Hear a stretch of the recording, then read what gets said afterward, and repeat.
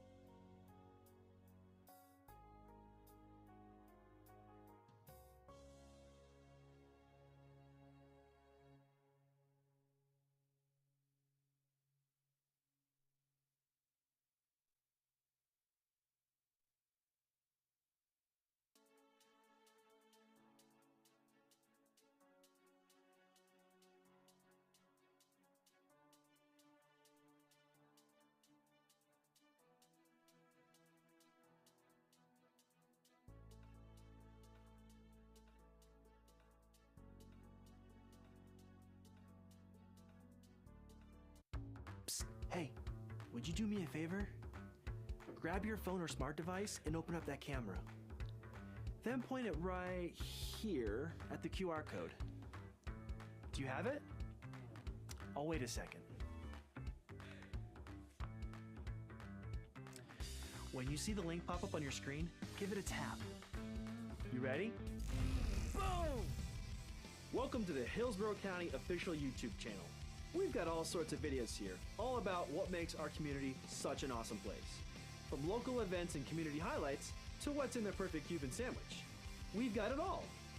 We're always adding new things, so while you're here, be sure to subscribe and hit that notification bell so you'll never miss a new video.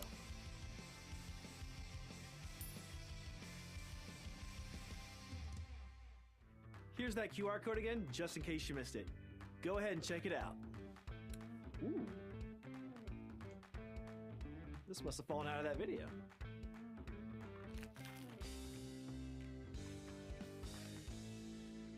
This really is the perfect Cuban sandwich.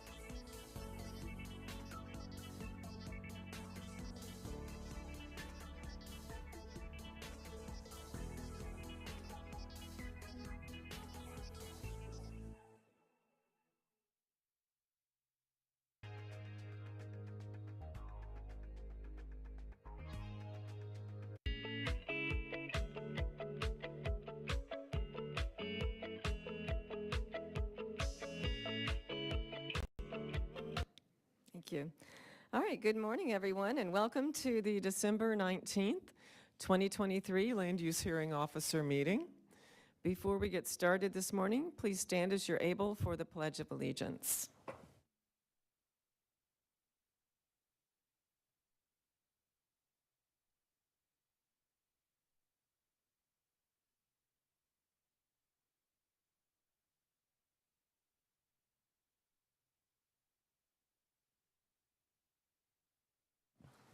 All right, thank you again. Welcome to the December 19th, 2023 Land Use Hearing Officer meeting. I'm Pamela Jo Hatley. I'll be serving as your Land Use Hearing Officer this morning. And at this time, I'd like to introduce Ms. Colleen Marshall of the Development Services Department to introduce staff and any agenda changes. Good morning, Colleen Marshall, Development Services. To my right is Carmen Mason of Development Services staff. To my left, Mary Dorman, the Hillsborough County Attorney's Office, and Jillian Massey of Planning Commission staff. During the course of the hearing, a number of other staff planners will be presenting their findings for various cases and will be introduced for each item. We have one change to the published agenda, and that is on agenda page 7, item H4, variance 240038. Applicant is RU Project Management Group, Ruth Lindano, and the applicant is here to request a continuance to the February 26, 2024 Land Use Hearing Officer hearing. Thank you. All right, we'll hear from the applicant for variance 24-0038, requesting a continuance. Would you come forward, please? While the applicant's coming forward, I neglected to mention, if you have any devices that make noise, would you please silence those at this time? Also, all of us here who have microphones, I've been informed by tech services to ask that we turn our microphones off when we're not using them. Thank you. Yes, ma'am. Good morning. Ruth Londono, 1502 West Bush Boulevard, Suite D, Tampa, Florida, 33612. I'm here to request the continuance for the application for the variance 24-0038. All right, and the purpose for the continuance, please? I was talking with the opposition, that is the person on the East Network. We was agreed to have some the relocate or remove the storage. That is where they have some concerns. Speak into the microphone. I'm sorry. The owner for the next door is in here. We was agreed to continue the application, and the property owner for the subject property is also here. Okay. You need to speak with them. All right, thank you. So as I understand it then, the applicant is requesting a continuance on variance 24-0038 to February 26, 2024, so to have more time to speak with the neighbors and negotiate. Is that correct? That's correct. All right. Is there anyone here or online who wishes to speak in support or opposition to this request for a continuance? This is not the variance, but the request for the continuance. All right, I'm not hearing anyone or seeing anyone come forward. So we'll grant the continuance for variance 24-0038. This case is continued to February 26, 2024 Land Use Hearing Officer meeting. All right. Ma'am, could you come and sign in for me, please?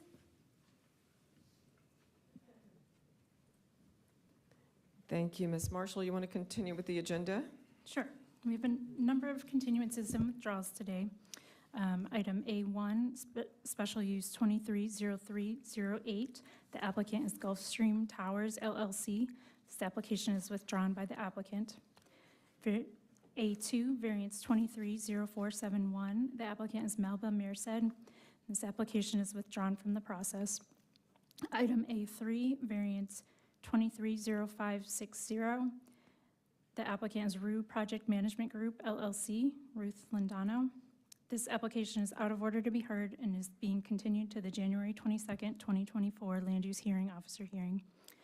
Item A4, special use 230586. The applicant is Navigator Academy of Leadership South Shore. This application is being continued by the applicant to the January 22nd, 2024 Land Use Hearing Officer hearing. Item A5, variance 230590. The applicant is Yenny Geralt Perello. This application is out of order to be heard and is being continued to the January 22nd, 2024 Land Use Hearing Officer hearing. Item A6, variance 230829. The applicant is Tim and Jackie Dixon. This application is withdrawn by the applicant. And item A7, special use 230966. The applicant is Tan LLC, doing business as Thin On French Bakery. This application is continued by staff to the January 22nd, 2024 Land Use Hearing Officer hearing. Item A8, variance 240057. The applicant is Dalen Rojas. This application is out of order to be heard and is being continued to the January 22nd, 2024 Land Use Hearing Officer hearing. This concludes the continuances and withdrawals. All right, thank you, Ms. Marshall. So before we'll get started with the hearings, just some meeting procedures. First of all, the agenda today consists of items that require a public hearing by a hearing master. I will conduct a hearing on each item today and will submit a decision within 15 working days of the conclusion of today's public hearings. My decisions will be filed with the clerk of the Board of County Commissioners. The hearings today will be informal. I will ask questions related to the scope of direct testimony and may call and question witnesses as I deem appropriate. I will decide all questions of procedure. I will take evidence, but will exclude evidence that is irrelevant, immaterial, or unduly repetitious. Evidence may be presented in written form, and all testimony shall be under oath. Hearsay evidence may be used to supplement or explain other evidence, but shall not be sufficient alone to support a finding of fact unless it would be admissible over objections in a civil court action. The order of presentation today will be as follows. First of all, staff will call the case, and then Development Services will have 5 minutes to present its report and findings. The applicant and the applicant's witnesses will have 15 minutes to present the proposal. Proponents will have 15 minutes to present arguments in support of the proposal. Opponents will have 15 minutes to present arguments against the proposal. And then the county staff will have 5 minutes to present any amended findings or comments, and the applicants will have 5 minutes for rebuttal and summation. Those are the procedures for variances. For special uses, it's a little different. The staff will call the case, and then the applicant and the applicant's witnesses will have 15 minutes to present the proposal. Development Services will have 5 minutes to present its report and findings. Planning Commission will have 5 minutes to present its findings of compliance or non-compliance with the comprehensive plan. Proponents will have 15 minutes to present arguments in support of the proposal, and opponents will have 15 minutes to present arguments against a proposal. County staff will then have 5 minutes to present amended findings or comments, and the applicant will have 5 minutes for rebuttal and summation. The 15 minutes that are for proponents and opponents is the total time allotted among all speakers. If there are a number of persons who wish to speak, the 15 minutes will be distributed among those speakers. If there are a number of persons who wish to speak on an item, you may designate a single spokesperson, if you wish. When you come to the microphone to speak, please first state your name and address for the record. This meeting is being recorded, so please speak into the microphone so your testimony can be recorded. And when you're finished speaking, please see the clerk to sign in for the record. Clerk, where are you today? Right here on my right, okay? The clerk. All right, now we'll hear from the County Attorney's Office, who will state legal requirements for appeals of the Lujo decision. Good morning. Mary Dorman from the County Attorney's Office. This Land Use Hearing Officer public hearing is for variance and special use requests. This is the time for interested parties to present evidence and testimony. Once the hearing officer has closed a case, The record of that case is also closed, and no new evidence regarding that case may be submitted thereafter. Any decision by the hearing officer may be appealed to the Land Use Appeals Board. Should a decision of the hearing officer be appealed, the evidence and testimony presented at this public hearing shall be the only evidence that is subject to review by the Appeals Board. In reaching a final decision on petitions, the Appeals Board will only consider the decision of the hearing officer and the record made at this public hearing. If an appeal is filed, the Appeals Board hearing shall consist of oral argument by the party appealing the decision, county staff, and any interveners, each of whom may be represented by legal counsel. The following shall have standing to appeal a decision of the hearing officer or to intervene in an appeal. 1, the applicant, or 2, anyone who appeared before the hearing officer, presented testimony or other evidence, and is adversely affected by the decision of the hearing officer. It is the role of the county attorney's office to ensure that no new evidence or testimony is allowed before the appeals board that was not presented to the hearing officer at today's hearing. The county attorney will recommend that the appeals board disregard evidence or testimony that is outside the record made at today's public hearing. Any evidence presented to the appeals board that is outside the record created at today's hearing could jeopardize the legality of the appeals board decision, and the presenter of that evidence could hurt their own cause. The safest course of action then is for you to write down any comments you make today and repeat them to the appeals board. Thank you, Ms. Dorman. All right, all testimony today must be under oath, so if you plan to speak, please stand and raise your hand to be sworn in. If there's anyone online who plans to speak, please also raise your hand to be sworn in. All right. Do you swear or affirm the testimony you are about to give is the truth, the whole truth, and nothing but the truth? All right, thank you.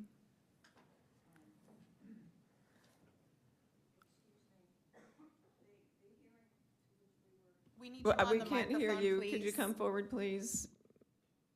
Member of the public apparently has a question about the procedure. Yes, please. Just come forward and speak into the microphone. We need your name and your address, please. My name is Carolyn Ann Kelly. I live at 4542 West Paris Street, Tampa, Florida. The hearing to which we were to testify today has been continued to February. Is it okay if we dismiss ourselves and leave? Yes, ma'am. That hearing will not be heard today, so it'll be heard in February. And you got the date, right? February 26, 2024. All right. Thank you, ma'am. Thank you so much. Y'all have a great day. Ma'am. Ma'am, could you come and sign in? Ms. Kelly? You do have to sign in. Yeah, we need you to sign in. Thank you. All right. I believe we're ready to hear the first case. Today's agenda, we have no vested rights or fee waivers, which brings us to Section D, remands. And item D1, variance 22-1060. The applicant is Tony Sullivan. The request is a variance to distance separation for a community residential home. Staff findings will be presented by Tanya Chapella.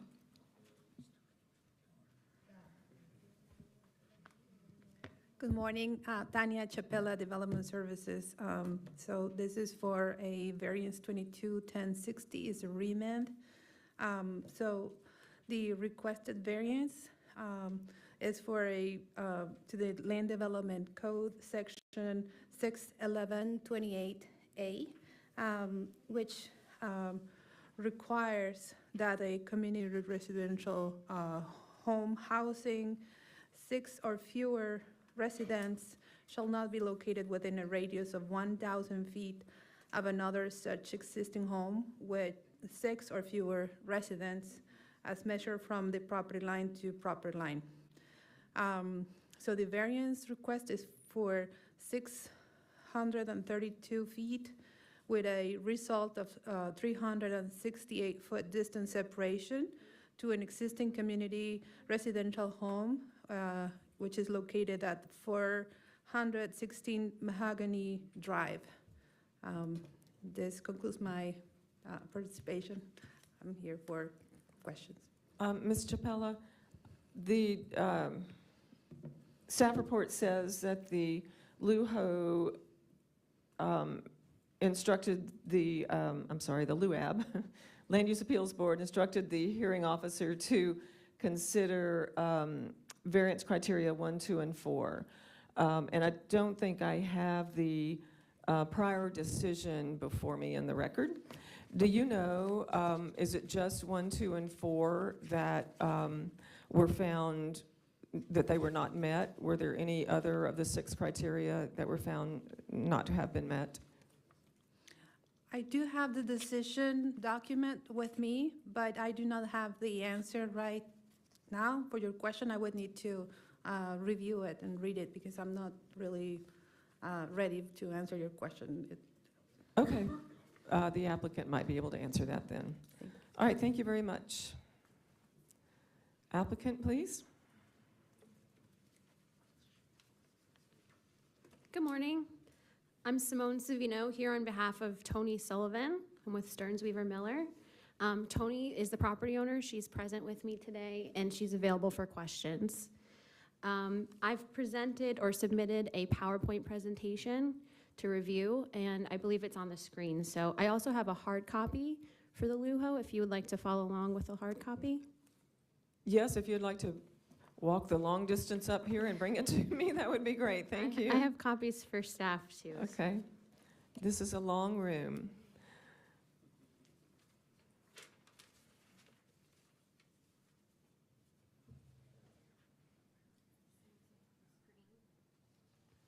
Thank you.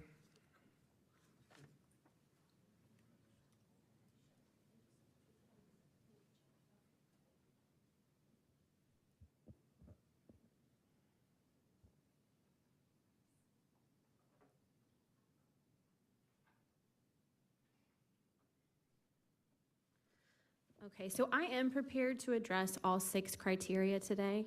When we were before the LUAB, we focused on the criteria that was denied within the last application, which are those numbers listed before you. But just to be exhaustive and complete, we'll go through everything. Just gonna pull up my paperwork, sorry.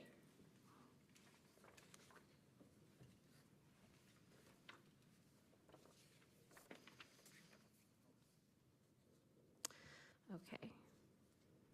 So as staff mentioned, we're here for a variance request to the LDC requirement of 6.11.28A, which applies to community residential home type A's. Basically stating that they can't be within 1,000 feet of another CRH type A. So in this particular request, the applicant is requesting a 632-foot reduction from the required separation. So the subject property here, it's located at 401 Mahogany Drive in Seffner. It's within a neighborhood called Brandon Grove, which is a platted subdivision. It's marked by that little asterisk in red in the center. It's on a residential drive and it's a single family home. The property is 0.21 acres. It's zoned RSC 6 with a future land use of Res 6. So here's just a clearer picture of where the property is located. You can see right at the bottom, that's 401 Mahogany Drive, and that's the property that's requesting the variance. The red box marks 416 Mahogany Drive, which currently operates as an existing community residential home type A, and you can see they're 368 feet apart based on the calculations that we have. The neighboring property, the 416 Mahogany Drive, that operates as a group home for disabled adults. So it's a distinguished use. Yes? Thank you. I'm sorry, I didn't say that again. It operates as what? It's a group home for disabled adults. Okay. So they provide services that would be very unique and different from this request. Okay, thank you. The current use of the subject property, it's currently operating as a daytime supervision program for foster care youth. So they don't spend the night, they come during the day. There is no DCF license that's required for daytime supervision, such as what's being offered. But they do have a business license already issued from the county, so that's how operations are currently proceeding. The children that come to this property currently, they arrive between 8:30 and 9:30 in the morning, and then they leave between 7 and 8:30 p.m. So to bring the children to the property, there's cars for drop-offs and pickups.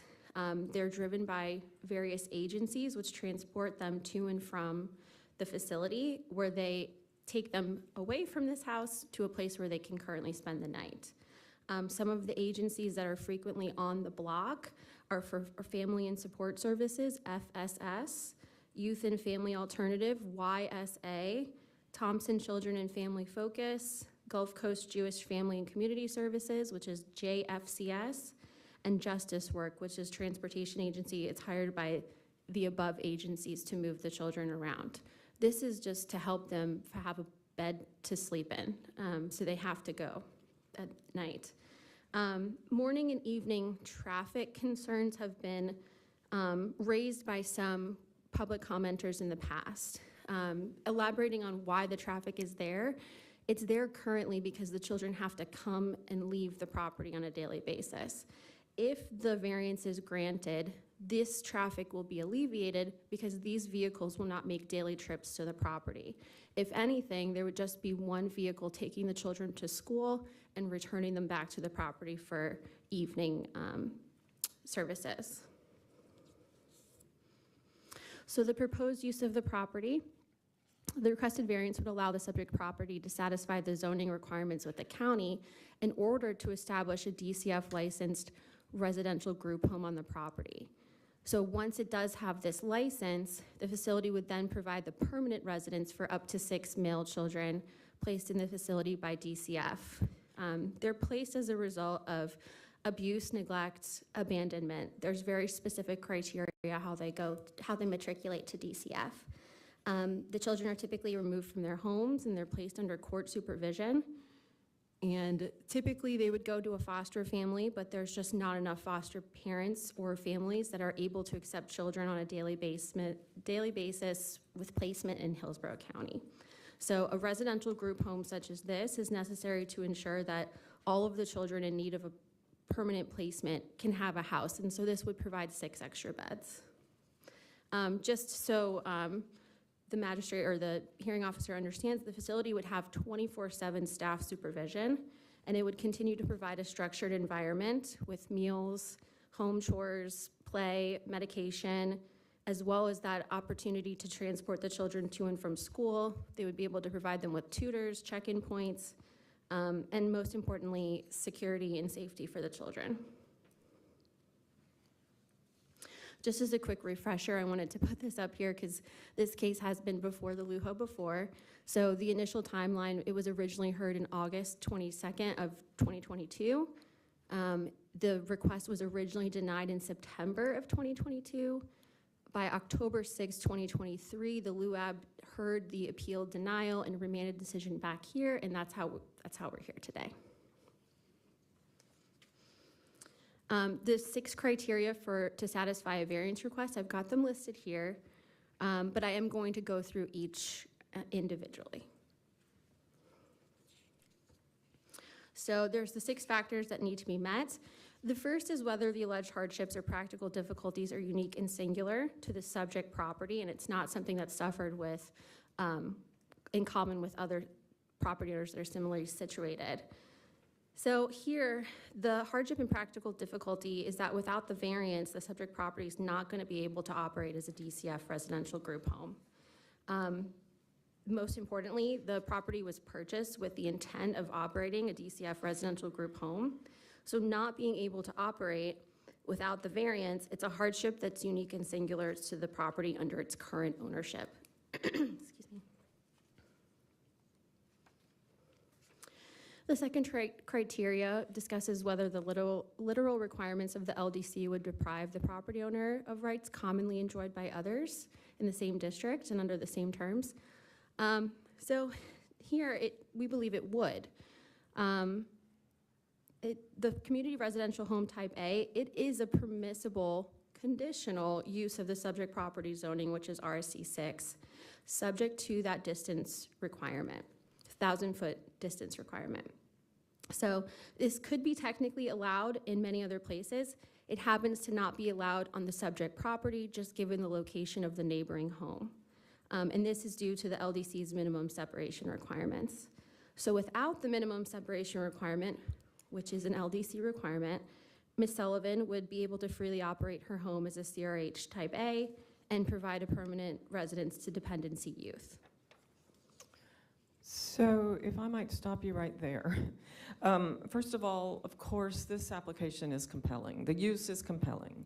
But I'm only allowed to grant a variance under the 6 hardship criteria, so I have to look at those. And I appreciate your arguments. But if there were no distance separation requirements in the code, then any home in Hillsborough County could operate a home like this. Isn't that correct? I mean, if there were no separation requirements.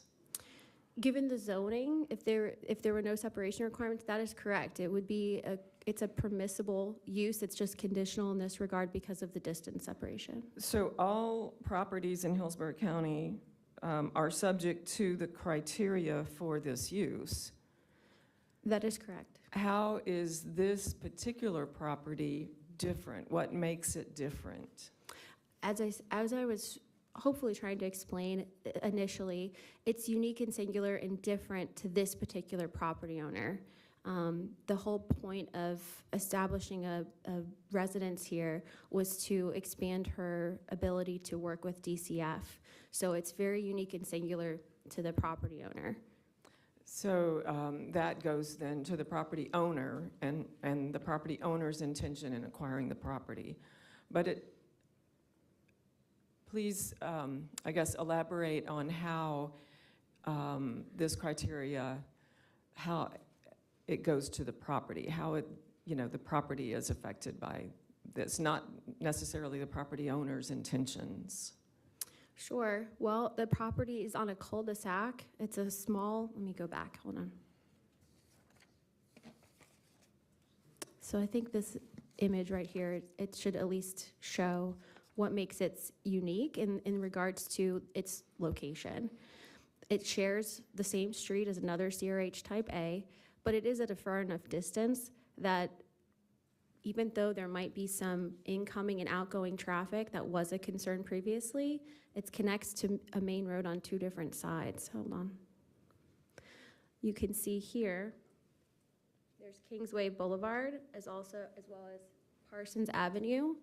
So we submit that it's unique, but it's also important that there are 2 different ways to enter and exit this property. If traffic was a concern, as it sounds like it had been in the past, there are ways to avoid that by entering and exiting on different ends.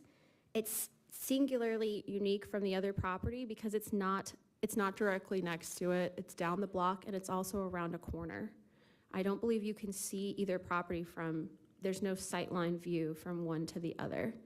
And for these reasons, it's what we are working with this application. Okay, thank you. Okay, let me continue. I think I was up to criteria 3, and let me make sure. Yes, okay. So following along with where we were, criteria 3 discusses whether the variance, if allowed, will not substantially interfere with or injure the rights of others whose property would be affected by allowance of the variance. We don't believe that there would be any substantial interference or injury of the rights of others. As I've stated before, impacts related to the after-school services that are currently offered at the property, which really mostly includes extra vehicles, are not the same as the proposed use. And so those impacts would be mitigated once children are able to reside at the property. Criteria number 4 discusses whether the variance is in the harmony with whether the variance serves the general intent and purposes of the LDC and comp plan. We believe that the variance would simply allow the subject property to operate as it is intended under the permissible conditional use it's entitled to. Additionally, I did spend some time researching this. The comp plan does not provide a reasoning or rationale behind the 1,000-foot distance separation requirement for the CRH Type A classifications. And up until now, I actually have not had any discussions with staff about the basis of this distance separation, though it does exist within the code. The property owner, Ms. Sullivan, she is on neighborly terms with the other CRH Type A facility down the block. As I've stated, they operate with two very different intents. So there's no direct conflict between the services they provide or the daily activities that go on at either property. I also wanted to add that policy 1.4.2 of the Hillsborough County Comp Plan, it requires the county to explore opportunities to connect programming with public health, health equity, community inclusion, and community education. This includes support of subsection 1, out of and after school activities with youth, athletic opportunities that benefit the next generation and build a strong sense of community, and subsection 4, youth and adult recreation opportunities that facilitate connections between residents. Approving this variance would allow for the home to be established with programming that includes after-school activities to satisfy these criteria. Subsection 5, or criteria 5, whether the situation sought to be relieved by the variance was resulted from an illegal act or result from actions by the applicant or property owner resulting in a self-imposed hardship. So we don't believe there's any evidence suggesting that the situation sought to be relieved by the variance resulted from any illegal acts or actions by the applicant or the property owner. In fact, Ms. Sullivan, who is the property owner, she's operated another DCF licensed home in the past, and she conducted the same level of due diligence there as she did here when searching for other CRA type A's within 1,000 feet of subject property. The database that she was using for such search had provided accurate results for her in the past, and it gave her no reason to not rely on it prior to the purchase of the subject property. If a hardship has come of this, it was certainly not at the fault of the property owner's due diligence efforts. It's just kind of what happened. The final criteria is whether allowing the variance will result in substantial justice being done, considering both the public benefits intended to be secured by the LDC and the individual hardship that will be suffered by failure to grant the variance.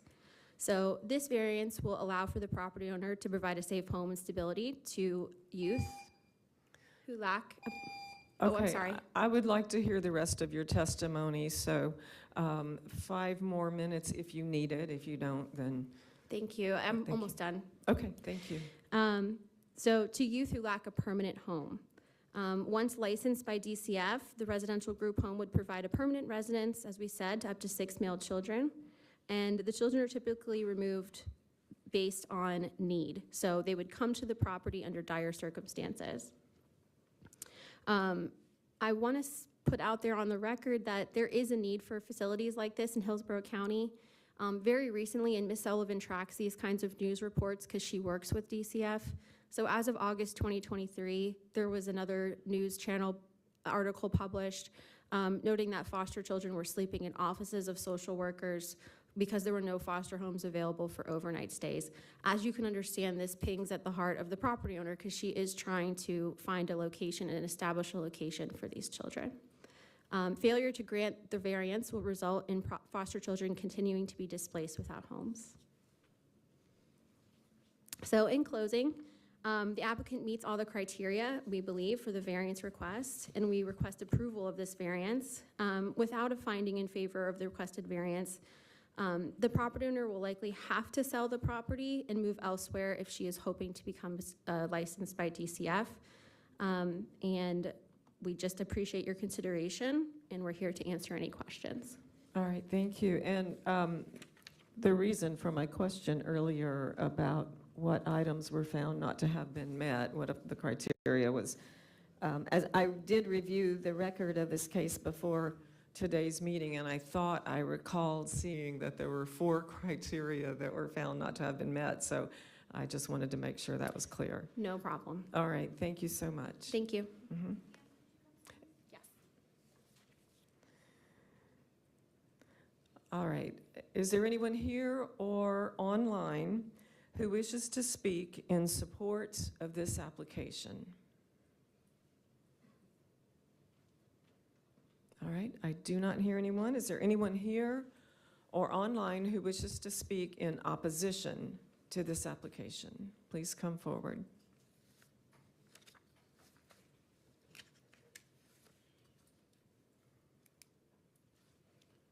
Hello, I'm Charles Thrower, 515 Mahogany Drive, Sefner, Florida, 33584.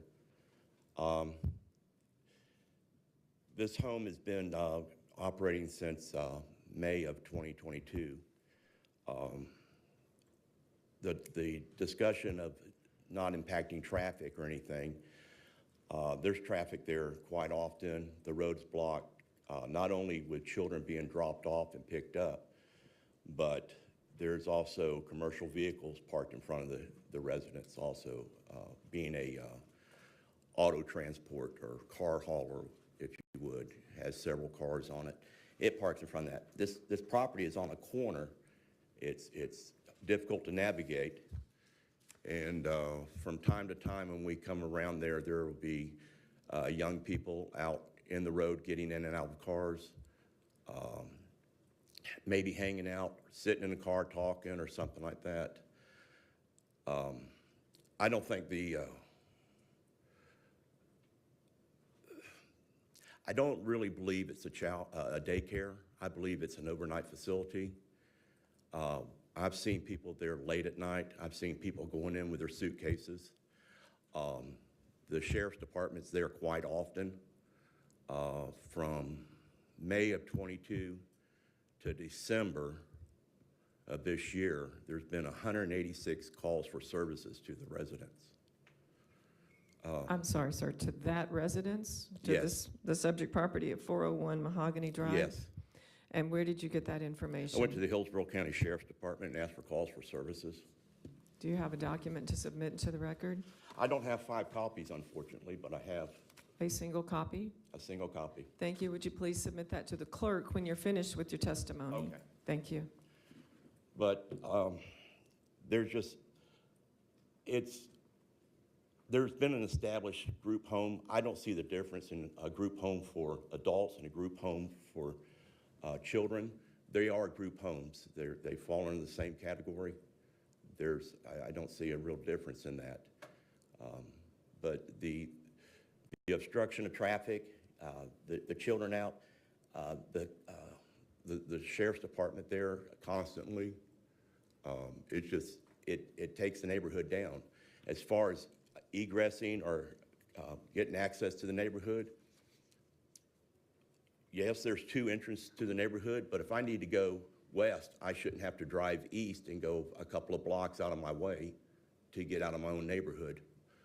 That's a road I travel on a daily basis.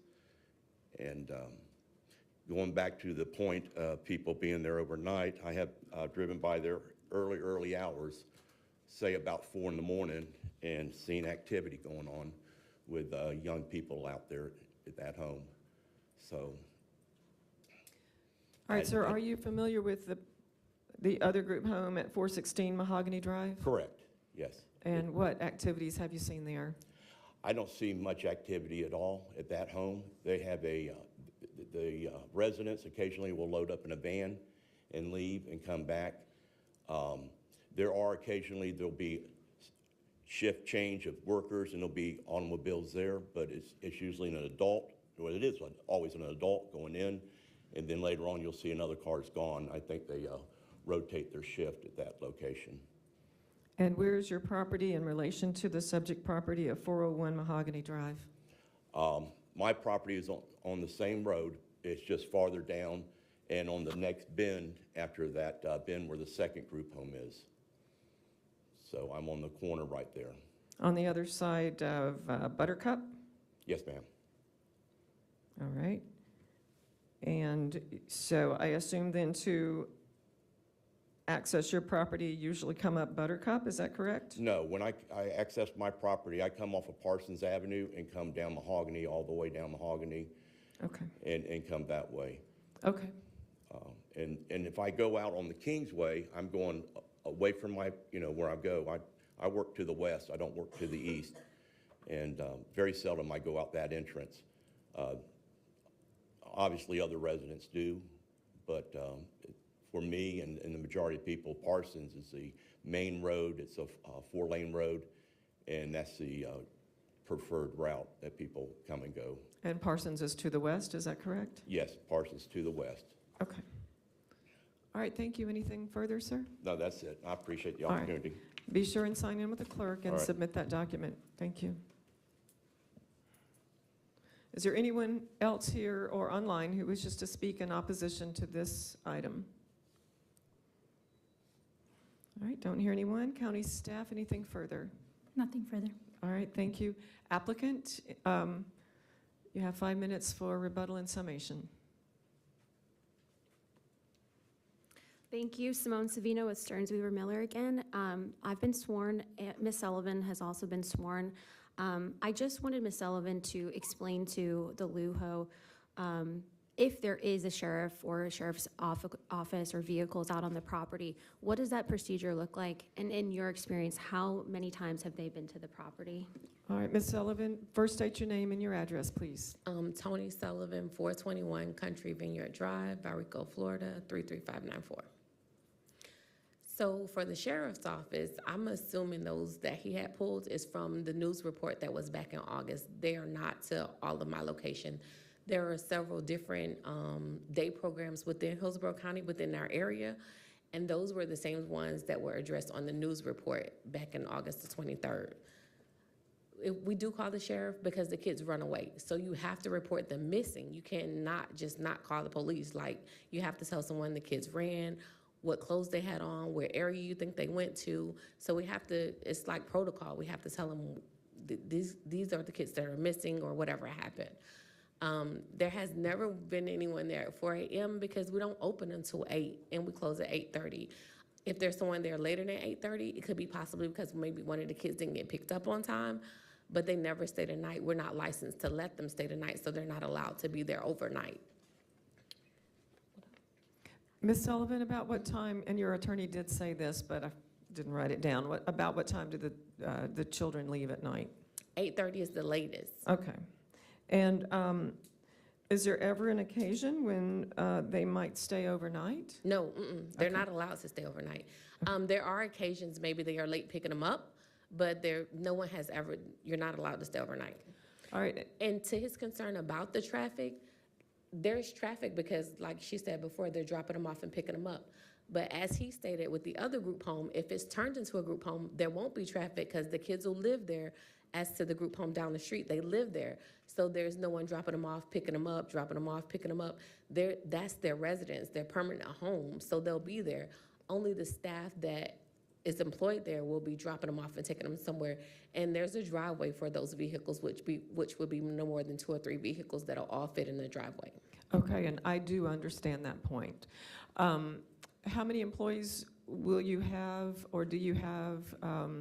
I guess if the variance were granted and you did operate as a group home, how many employees would you have to supervise the residents? Anywhere from 8 to 10. Employees? Yes, And ma'am. how many would be there at one time? 2 per shift. 2 per shift? Yes, ma'am. How many shifts?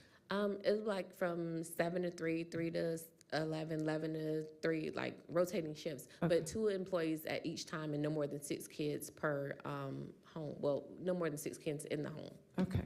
And would you tell me, please, what due diligence did you conduct before you purchased this property?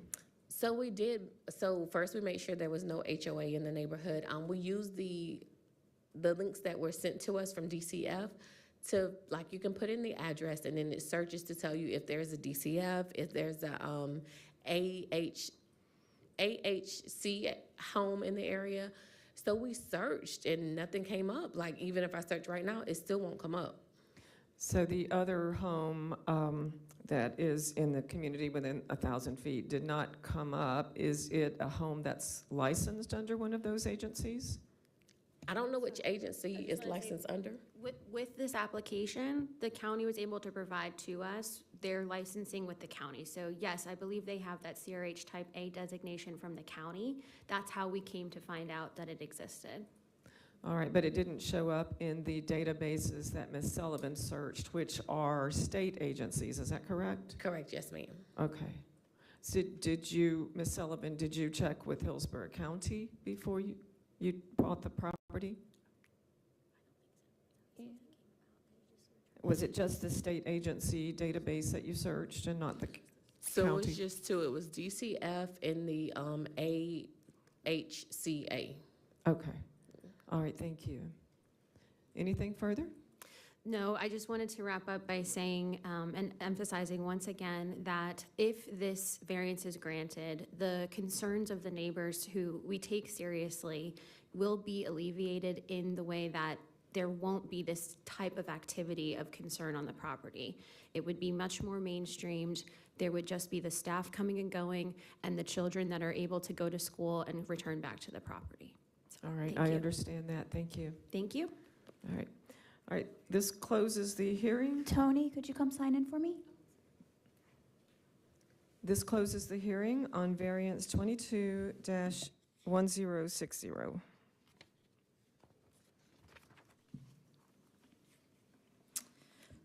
We have no reconsideration requests, which takes us to section F, site development variances requests. Item F1, variance 240079. The applicant is Idonis Perez Sarmiento. The request is a variance to encroach into the wetland setback. Staff findings will be provided by Wayne Doyen. Good morning, Wayne Doyen, Hillsborough County Natural Resources. Request summary is the applicant is requesting a variance from the 30-foot wetland conservation area setback requirement, section 4.01.07.B.4 of the Land Development Code. The applicant's specific request, as shown on the site plan submitted on 10/23/2023, is to allow for the proposed second floor of the new construction house to overhang the wetland setback conservation area setback. Requested variance LDC section 4.01.07.B.4. LDC requirement, no filling, excavating, or placement of permanent structures or allowed impervious surfaces shall be allowed within a required 30-foot wetland conservation area setback. Variance, 7-foot 2-inch encroachment for the proposed second floor of the new construction house to overhang the wetland setback. Result, 22-foot, 10 inches setback. Findings, none. So, Mr. Doyen, just to clarify then, second floor, overhang. Yes. Is there anything actually touching the ground here? No, ma'am. So no post or anything like that in the actual ground? No, ma'am. How high in the air does the 30-foot conservation area setback go? As high as we can go. Okay. It's like an invisible force field just going up. Very interesting. All right. I understand. Thank you. Thank you. All right. Applicant? Yes, good morning. All right. I see you, and I think I can hear you. Morning, ma'am. Yes. State your name and address, and then tell me about the variance you're requesting and why. My name is Adonis Perez, and this is related to the address 2407 South 46th Street in Tampa, Florida. So yes, I'm planning to build this house as a homeowner, and I was surprised when they told me that I need to ask for a variance to encroach in the wetland second floor. So we are here. Okay. Well then, just to clarify, this is second floor overhang. Nothing will be actually touching the ground from this second floor. Is that correct? That's correct. On the site plan, if you have access to the site plan, you can see that there will be an overhanger only. So there will be no construction at all and absolutely nothing touching the wetland setback, which is covered by only grass. But there will be nothing touching that grass. All right, and is this going to be your residence? Yes, ma'am. I'm sorry, I didn't hear your answer. Yes. Okay. And would you be able to construct this home if you were not granted the variance? If you did not have the variance, could you construct this home? There is no other way to build a house unless this variance is granted. If not, then I will have to probably ask for a second variance to encroach on the front setback because there is no other way. The way that this lot is built, the lot doesn't allow me to build a house anywhere else without encroaching on the wetland second floor, on the second floor with the wetland setback, or on the front of the wetland, on the front of the setback, which is 25 feet from the street. That's all the only variance. We explore any other variance, and there was none. Okay. All right, I understand. Anything further, sir? No, thank you. All right, thank you. All right, is there anyone here or online who wishes to speak in support of this variance request? All right, do not hear anyone. Is there anyone here or online who wishes to speak in opposition to this variance request? All right, not hearing anyone. Development Services, anything further? Nothing further. Thank you. And applicant, did you have anything further you wish to add? No. All Nice right. Christmas, other holidays for everybody. Thank you for hearing me. All right, thank you, sir. This closes the application 24-0079, closes the hearing. We have no signed variances on today's agenda, which brings us to section H, variance requests. Item H1, variance 230949. The applicant is Vijay Patel. The request is a variance to maximum wall height. Staff findings will be provided by Carol Ann Peddle.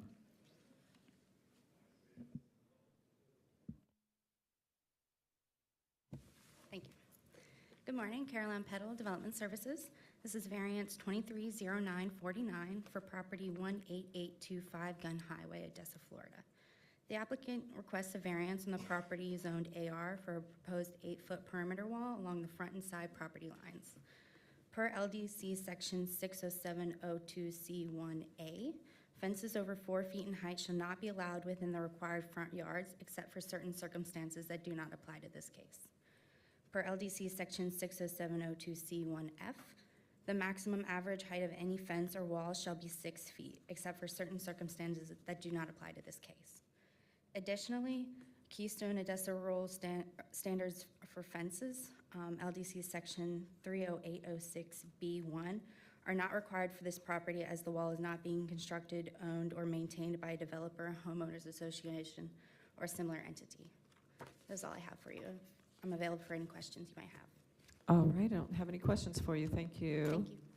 All right, applicant.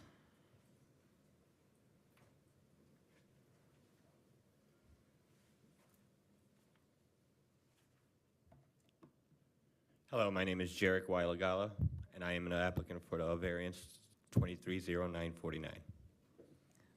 Okay. Your address for the record, please. 18825 Odessa, I'm sorry, Gun Highway, Odessa, Florida. All right, so this is your property, sir? I am just the applicant. I work for the owner of the property. And I'm on here, I'm applied for his behalf. All right. And you gave the property address as your address, is that correct? Yes, the property in the variance address. All right, what is your address, sir? My personal address? Or your business address, yes? Business address is Drew Development LLC, and it's 6903 Congress Street, Newport Richey, Florida. Thank you very much.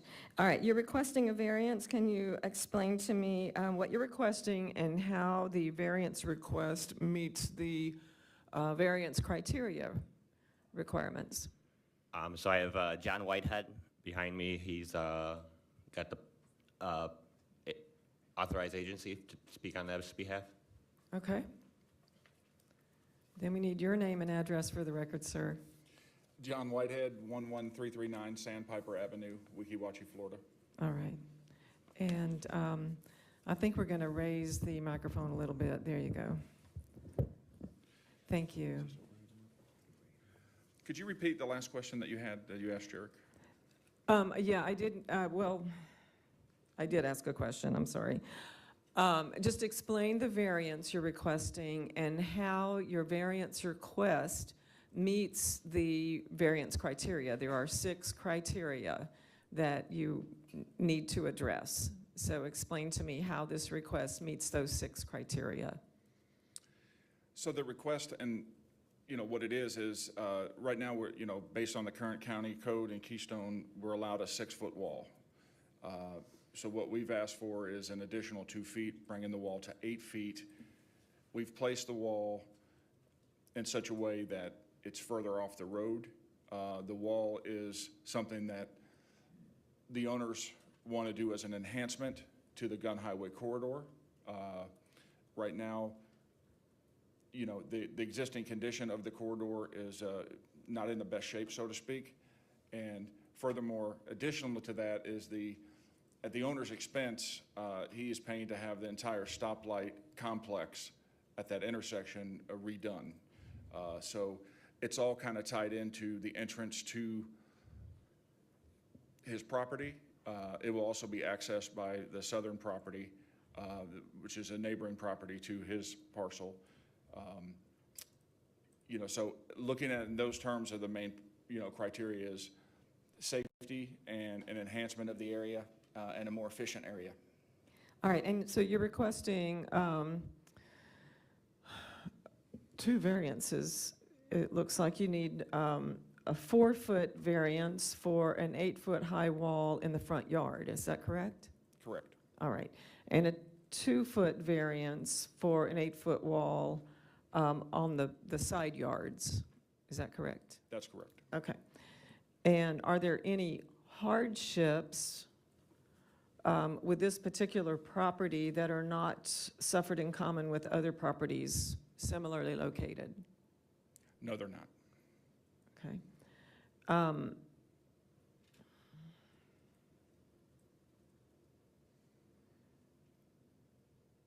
So, and I'm looking at the responses to the variance criteria that were submitted to the record, and it appears the owners want this 8-foot wall around the perimeter or the front and side yards of their property simply because they have an exceptional estate or a premier estate and they prefer the 8-foot wall. Is that correct? That's not the sole reason. That's certainly a factor. But I would say it's a combination of the work that's going to be performed, as I just alluded to, out on the boundary of Gun Highway and their property, which is very extensive. I think part of it, particularly with the front yard, is it's certainly an effort to enhance that corridor right there, which is it's a 20-acre parcel with about 1,600 feet of frontage, so it's very significant in terms of what it would do, the look of it. I've brought some renderings to show.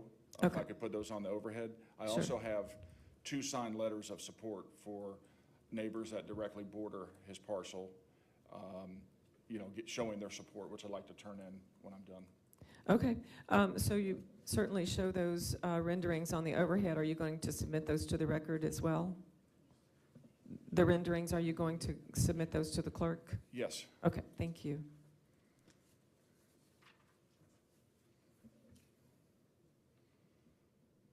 This is a shot if you're heading south on Gun right there. This is an actual photo with an enhanced rendering of the proposed wall on the left side there, an entrance.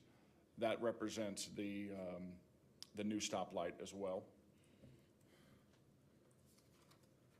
And the next shot will be coming from the, driving north on Gun. The wall's set, intended to be set, 55 feet off of Gun Highway.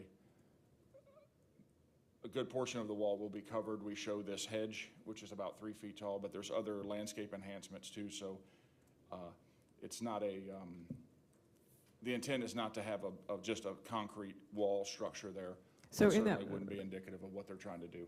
If I might just ask a question about this photograph. In that photograph, then, the green on the lower part of that wall, is that part of the wall or is that landscaping? That is landscape. Okay, and that rendering shows the wall 50 feet off of the right-of-way, is that correct, or just off of the pavement? 51 feet off of the boundary of the property, which is, the boundary varies, so it could be anywhere from 3 to 6 feet is how far the boundary is from basically the edge of pavement. of Gun Highway. Okay, thank you.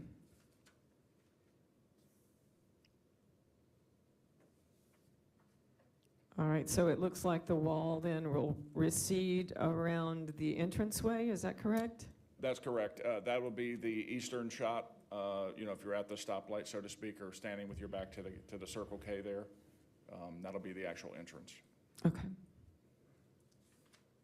We didn't want to overdo the amount of landscape we put on there. Obviously, I believe there's going to be a little bit more than that, but certainly will be, you know, balanced.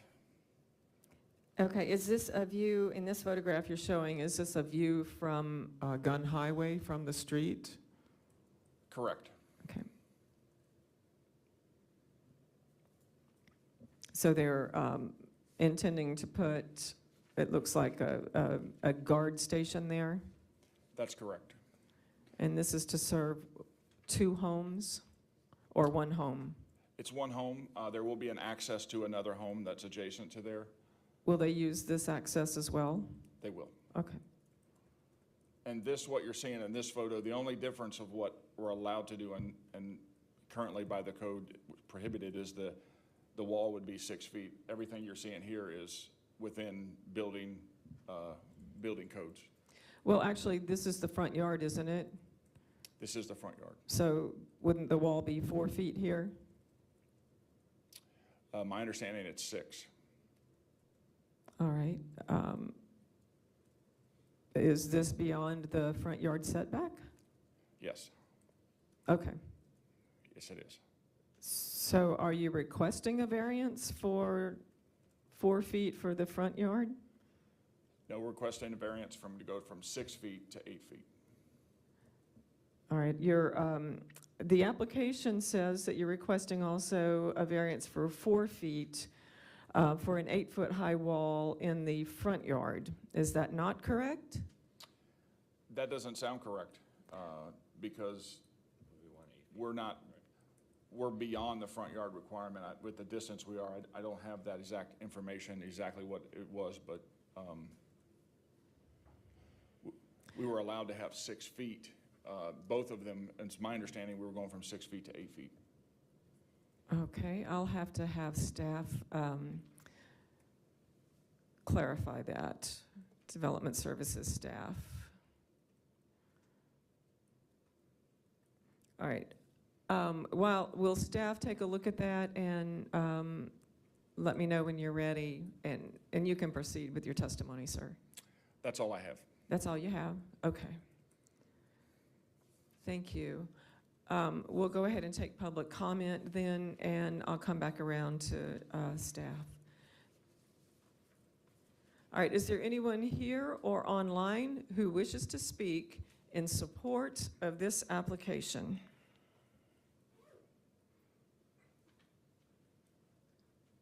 Hi, good morning. I'm Charles Powers, 18799 Gun Highway, and I'm the neighbor to the south of Mr. Patel's property, and I support his fence. I think it enhanced the neighborhood. I think he has an interesting property he's building, and I think he has a unique need for security and privacy. And even though I'm not actually within that compound, I'm the neighboring just south of that, I think it would actually enhance our safety and privacy as well. All right, your property is not abutting this property, is that correct? Are you like one property over? If you consider the 2 properties a compound, I'm the neighbor most south of that compound. But I'm Okay. 1 acre lot just south of that. Okay, so your property does abut, but maybe that second home, is that correct? That's correct. Okay, I understand. Thank you, sir. Be sure and sign in with the clerk. Is there anyone else who wishes to speak in support of this application? All right, do not hear anyone. Is there anyone here or online who wishes to speak in opposition to this application? Please come forward if you wish to speak.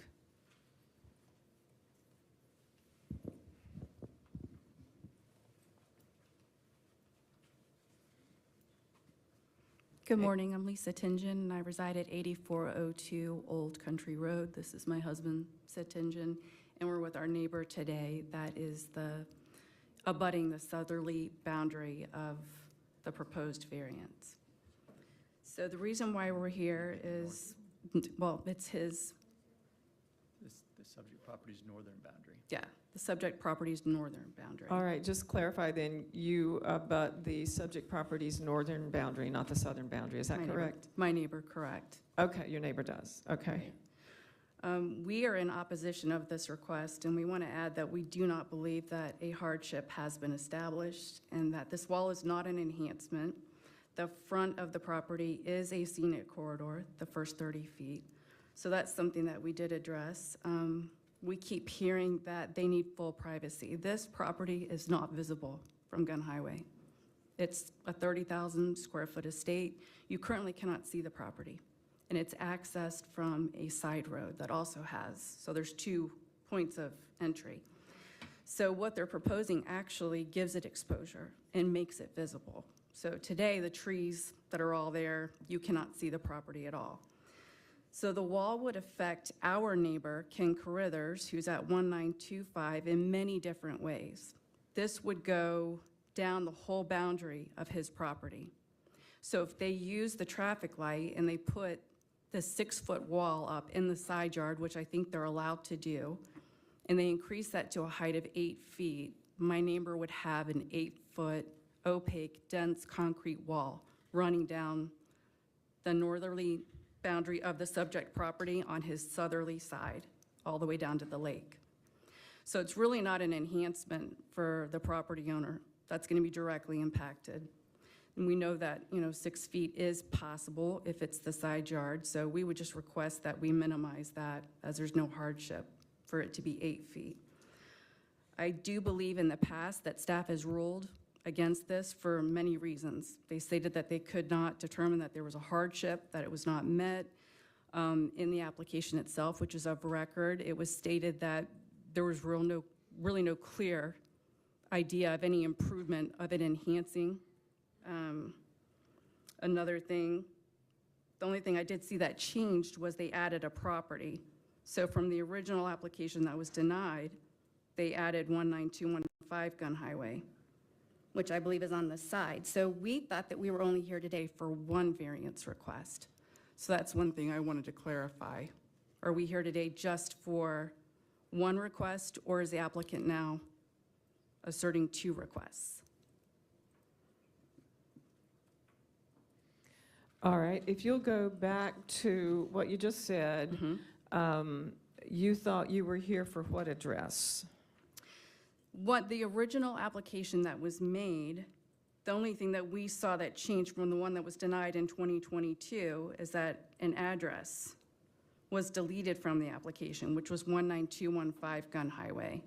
So I want to make sure that we're only here today for 18825 Gun Highway. Okay, the application today, the information I have, the application is for 18825 Gun Highway, Odessa. The folio is 000-837.0000. That is the only property to which this application applies. Okay. And if the variance were to be granted, that's the only property it would apply to. Okay. It's apparently 33.57 acres, more or less, and that's the only property subject to this application. Okay. Wanted to also mention that there weren't any practical difficulties or anything unique to this property. That wasn't suffered or in common with any other property in the area. Keystone has many estates.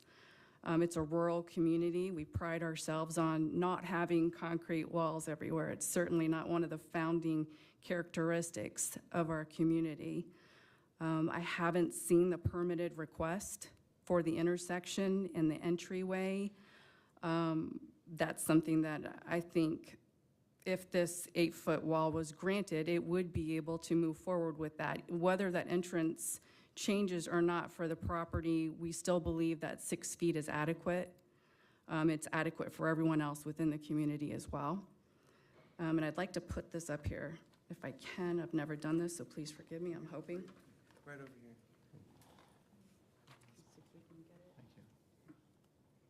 And I have that, okay, so here we are. So what you're looking at right here, and I'm gonna point, I don't think you can see from my finger, can you? Yes. So this would be Tarpon Springs Road and Gun Highway. I'm assuming that this is where the entrance is going to go. If you travel a little further north on Gun Highway, this is my neighbor's property, Ken Carruthers, at got it right here, hang on.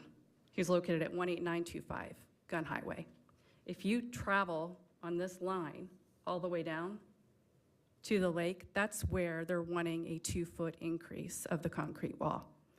So this would be his property, abutting the property, the subject applicant's property. Yes, And it's I going see. all the way down to the lake. Okay. So he would have that change, whereas right now there's I think it's a split rail fence, and it's highly treed. The applicant had mentioned, or his representative, that they were planning on keeping the trees and that this probably, is really a net effect. We don't know that. We just know that we're gonna have a 2-foot height increase. And there is a lot of wildlife. There's a lot of birds. There's a lot of deer. It's a great community, and it is just thriving with that. So that will impact to some degree. So we would definitely request that we keep that height of 6 feet, if at all possible, in that side yard.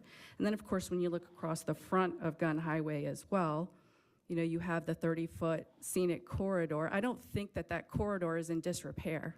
I've lived here for 20 years. I travel it every single day. Love it. Love the trees. It's home, and it's been that way for a very long time. So to come in and build a 30,000 square foot estate, a beautiful home, but try to change the whole corridor to suit yourself at this time doesn't really seem appropriate for everyone else who lives in the community and appreciates the community. And that's really, I think, anything? I just was going to add that, with all due respect All right, to... and we need your name and address too, please. Sid Tingen, 8402 Old Country Road, Odessa, Florida. I was just saying, with all due respect to the owner that came in support, he is one property removed from the fence. It's not going to directly affect him. Could you point his property, Right here. please? Okay, thank you. So that other folio that is to the north of that, that's directly adjacent to the subject property outlined in red, his property is adjacent to that one, is that correct? Yes. Okay, thank you. And there would be other options for security, of course. Everybody has security cameras these days, so that would be an option instead of 2 more feet of fence to have the state-of-the-art security equipment there. Or they may even have a guard at the guardhouse that can patrol the property. So there's other options. Could you, if this variance were granted and the wall were built, could you describe, please, how you believe it would affect you? I would like to do that if I can. Lisa Tingen, 8402 Old Country Road.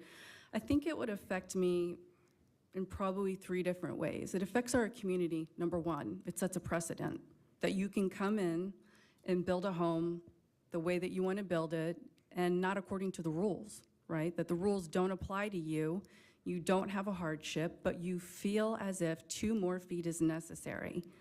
And I think the reason why we have a comprehensive base plan and rules are basically for that reason.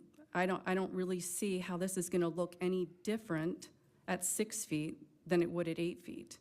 And potentially, after the applicant spoke, or the representative spoke earlier, they may well need a 4-foot variance now to complete what they deem appropriate for their estate. And the rest of us have to follow the rules, and we like our community, the rural feel, the keeping of the community. The wall will be more visible 2 feet higher, absolutely, because there's no wall there currently. And originally we felt, right now it's tree lined. We thought that it was going to be tree lined. So when you drive by, it looks like a subdivision now, because we're going to have this landscaped white wall that in the original application, we were told they were keeping all of the trees, and that's testimony that's in record. That does not look like there are any trees on the outside of that wall. That looks like the trees are behind the wall. So for being a scenic corridor, maybe the rendering, maybe that's just not correct, But at Tarpon Springs and Gun Highway, currently today, you see nothing but trees. That's why it's called a scenic corridor. You don't see columns and trees behind a wall. So it does impact us. It impacts our community on a whole. It impacts our comprehensive base plan. It impacts visually what you will see. We're not one of those communities that has all of the walls and the columns and the guard shacks and the entrances. We're rural. You know, you can't even see my house for a quarter of a mile. I live on a dirt road on the same lake that I see their property from the back of the lake, but nobody can see it from the front. So that's one thing I think. I think for my neighbor, it impacts him in many different ways, which probably aren't issues before you today. One could be drainage. The wall height itself, it being a concrete wall, going from a split rail, open fence, to a 6 to 8 foot concrete wall. There are many implications there that can impede or change water flow. The construction, the traffic, you know, it's gonna change a lot of different things for us. We feel that we're a safe community. I've never had any issues personally in 20 years. I don't have a wall around my property. I have a fence, and there are a lot of big, beautiful homes that deserve just as much privacy. I don't think that anyone deserves any more security than any other human being, because their home is 30,000 square feet or their house is 500 square feet. So that's why I think the rules are in place. Okay. Okay. Thank you. Be sure and sign in with the clerk too, please. All right, there's 2 minutes left. Is there anyone else here or online who wishes to speak in opposition to this application? All right, not hearing anyone. Development services. Yes. So Carol Ann's going to put up on the Elmo there so we can kind of show the clarification. There is an error in the staff report. Initially, when the application was submitted, the fence was shown within the front yard, but the revised plan did move it to 50 feet back. We also identified that because of the 30-foot scenic easement that's required, that the initial site plan, it had to be moved back at least 30 feet from the property line. But the 50 feet would be meeting the front setback, and therefore they would just need the variance for section 60702C1F. And try to kind of darken a little bit the line there to show that where that front property line is, and then the red is the fence there. And okay, so just make sure I understand. This illustration you have up, and that's the same, it looks like the same site plan that's in the record. Yes. And the red line up at the top of that photograph is where the fence would be, or the proposed wall would be, and that is outside of the required front yard setback, is that correct? Correct. The front yard setback is 50 feet minimum. Okay. And that's 50 feet from the property boundary. Yes, and it's kind of hard to see how small it is there, but there's a 50-foot measurement on there. Okay. And so then the variance request is really just for 2 feet, an increase from 6 feet to 8 feet, and that would apply to the side yards, and then what do we call that area?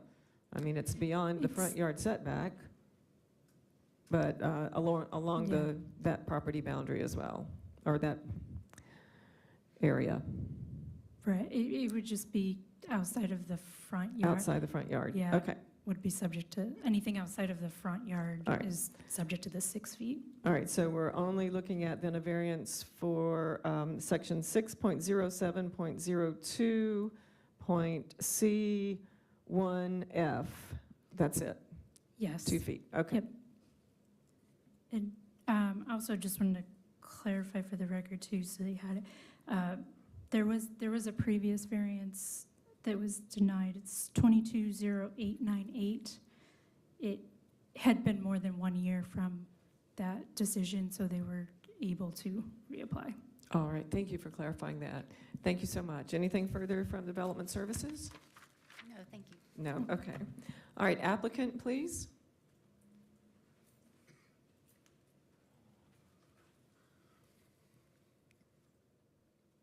All right, Yeah, I'd just like to say, I don't, the notion that this request is based on an entitlement or anything like that, I just think I'm not the owner, but as the contractor speaking, I certainly believe that the intent is to follow the rules, ask for this request in good faith, and try to do what's best for that community.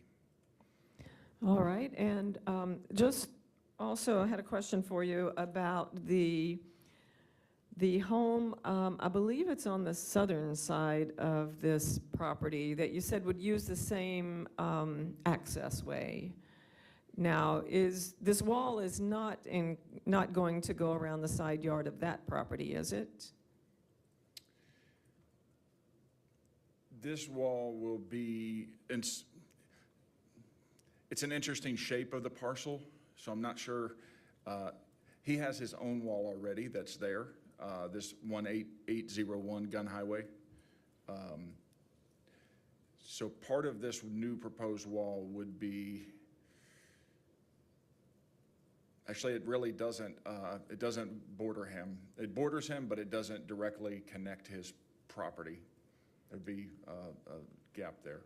Okay, so this proposed wall then would only be for the property at 18825 Gun Highway, folio 0000837.0000. Is that correct? That is correct. All right. And do you happen to know on the site plan or the survey and site plan that was submitted, there is a measurement from, I believe, Gun Highway to where the proposed fence is to be, and there's something there that says BSL, B like boy, S like Sam, L. Do you know what that stands for? BSL? Yeah. I'd have to see the site plan to see. Okay. Can you pull it up, or? No, I don't have any way to pull it up. It's something that was submitted to the record by the applicant. That's fine. I can't see that. It's too small to see on that. Okay. All right. The original application, it was drawn much closer to the highway, and that was since obviously changed. It's not in the scenic corridor at all. It's well beyond that by 20 feet plus. So it'll be 50 feet from the property boundary? Minimum. Minimum, yeah, Right okay. now, it's 51 is the proposed. 51, okay. And that's, so it'll avoid the front yard altogether? That's right, and although it's a large home, by acquiring the parcel to the north, as you mentioned earlier, it's 33 acres. It's still a single-family residence. 33 acres, I think, qualifies as rural. Okay. All right, that's all the questions I had for you. Do you have anything further, sir? Nope, thank you. All right, thank you. This closes the hearing on variance 23-0949.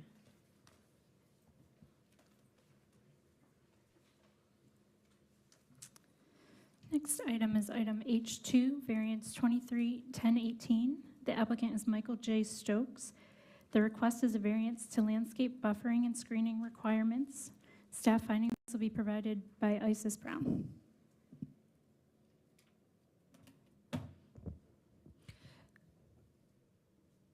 Good morning, Isis Brown, Hillsborough County Development Services. Variance 23-1018. Property location 3505 Lone Oak Road in Plant City, Florida. And it is the Lone Oak Missionary Baptist Church.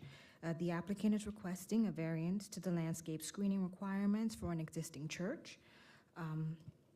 The LDC sections 6.06.08, sorry, apologize, 6.06.06A as in apple, and 6.06.06C3. Types, the type A screening is required between group 4, institutional, and a group 1, agricultural. Type A screening is required along the east and west property boundaries. The applicant is requesting to waive the type A screening, resulting in no screening along the east and west boundary line. And type A screening requires evergreen plants at the time of planting shall be 6 feet in height and shall provide an overall screening opacity of 75%, or masonry walls 6 feet in height and finished on all sides with brick, stone, or painted pigment stucco, or a solid wooden or PVC fence 6 feet in height, finished side out, or a berm in combination with above 1 and 2 or 3 above to achieve a minimum height of 6 feet and 75% opacity at the time of installation, and lawn low green growing evergreen plants, evergreen grown cover, or rock mulch covered the balance of the buffer. So they're asking to remove none of the type A screening. Staff findings, currently there is site review 6863 and site development pending this variance if permitted, approved. All right, I'm available thank for you. questions. Thank you very much. No questions for you. All right, applicant.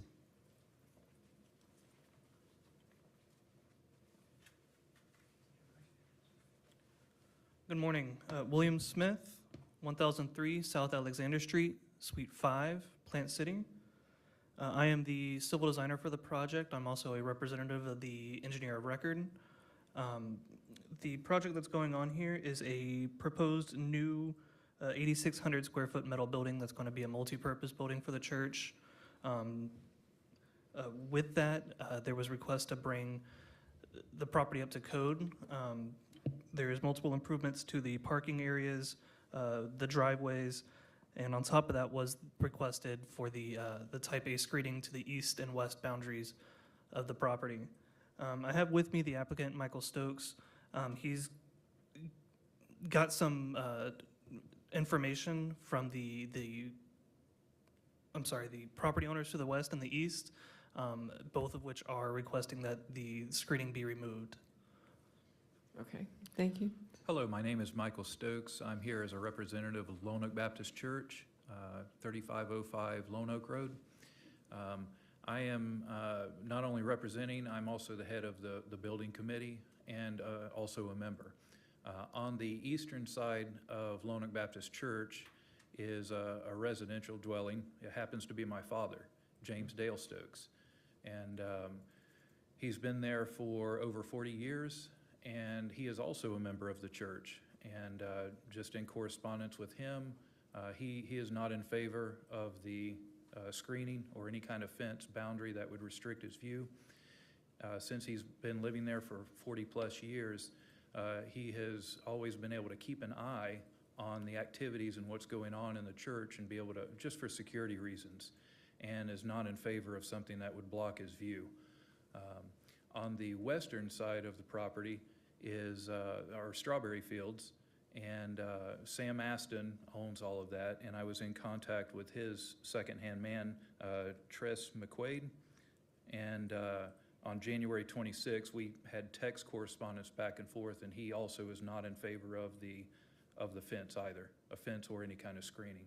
All right, you said our strawberry fields. Is that something you're involved in, or the church, or the? I'm sorry, they're just strawberry fields. Oh, they're There are strawberry fields, okay. Yes. So Sam Aston is the owner of the strawberry fields, or the That's operator correct. of the strawberry fields? That's correct. Okay. Do you have anything, statement or anything, or any of that email correspondence from them on that? I do not, but if I need to submit some later, if I can, I can do that. No, you would need to submit it today or before. Okay. All right, so So what is going on the church property? There's just an improvement being built, and due to that new construction, the church is having to make some changes and upgrade the property to bring it to code. Is that correct? That is correct. Okay. And part of that requirement is then the buffers and the screening, correct? Correct. And the neighboring property owners have, is my understanding, have approached the church and said, no, they don't want that screening. That's correct. All right. And I understand the property owner to the east, I believe you said, is your father, and he doesn't want that because he doesn't want his view blocked? That's correct. Okay. And then the owner of the strawberry fields, was there a similar request? On the western side where the fence is proposed, where this type A screening is proposed, is an access route where they get in and out of the fields with all of their heavy equipment. And just with all of the overspray from spraying the berries, the potential for the equipment to knock over the fence or destroy the fence, this is seen as being a maintenance nightmare for the nonprofit church. So just the extra burden of having to maintain and upkeep this, with a congregation that's, they're donating these funds. We're not, there's no profit in what we do, so. Okay. All right. So, so the church, then there's a concern about the adjacent activities, especially on the strawberry fields, potentially damaging the screening that might be put there. That's correct. Okay. And even beyond that is just the aesthetics of it. We have a church, and our intent is to be very open and transparent and welcoming to the community, and the fear is by placing up these boundaries, that's going to kind of box us in and just give us that feeling of being isolated and not as open to the surrounding community. Okay. Anything further then? No, ma'am. Okay. All right, thank you both. Please sign in with the clerk. All right, is there anyone here or online who wishes to speak in support of this application? Do not hear anyone. Is there anyone here or online who wishes to speak in opposition to this application? All right, do not hear anyone. Development Services, anything further? Nothing further, thank you. Thank you. All right, applicant, anything further? No, ma'am. All right, that's a no. Thank you. That closes the hearing on variance 23-1018.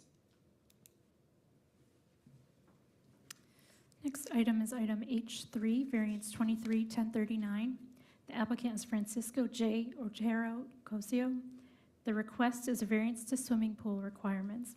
Staff findings will be provided by Michelle Montalbano.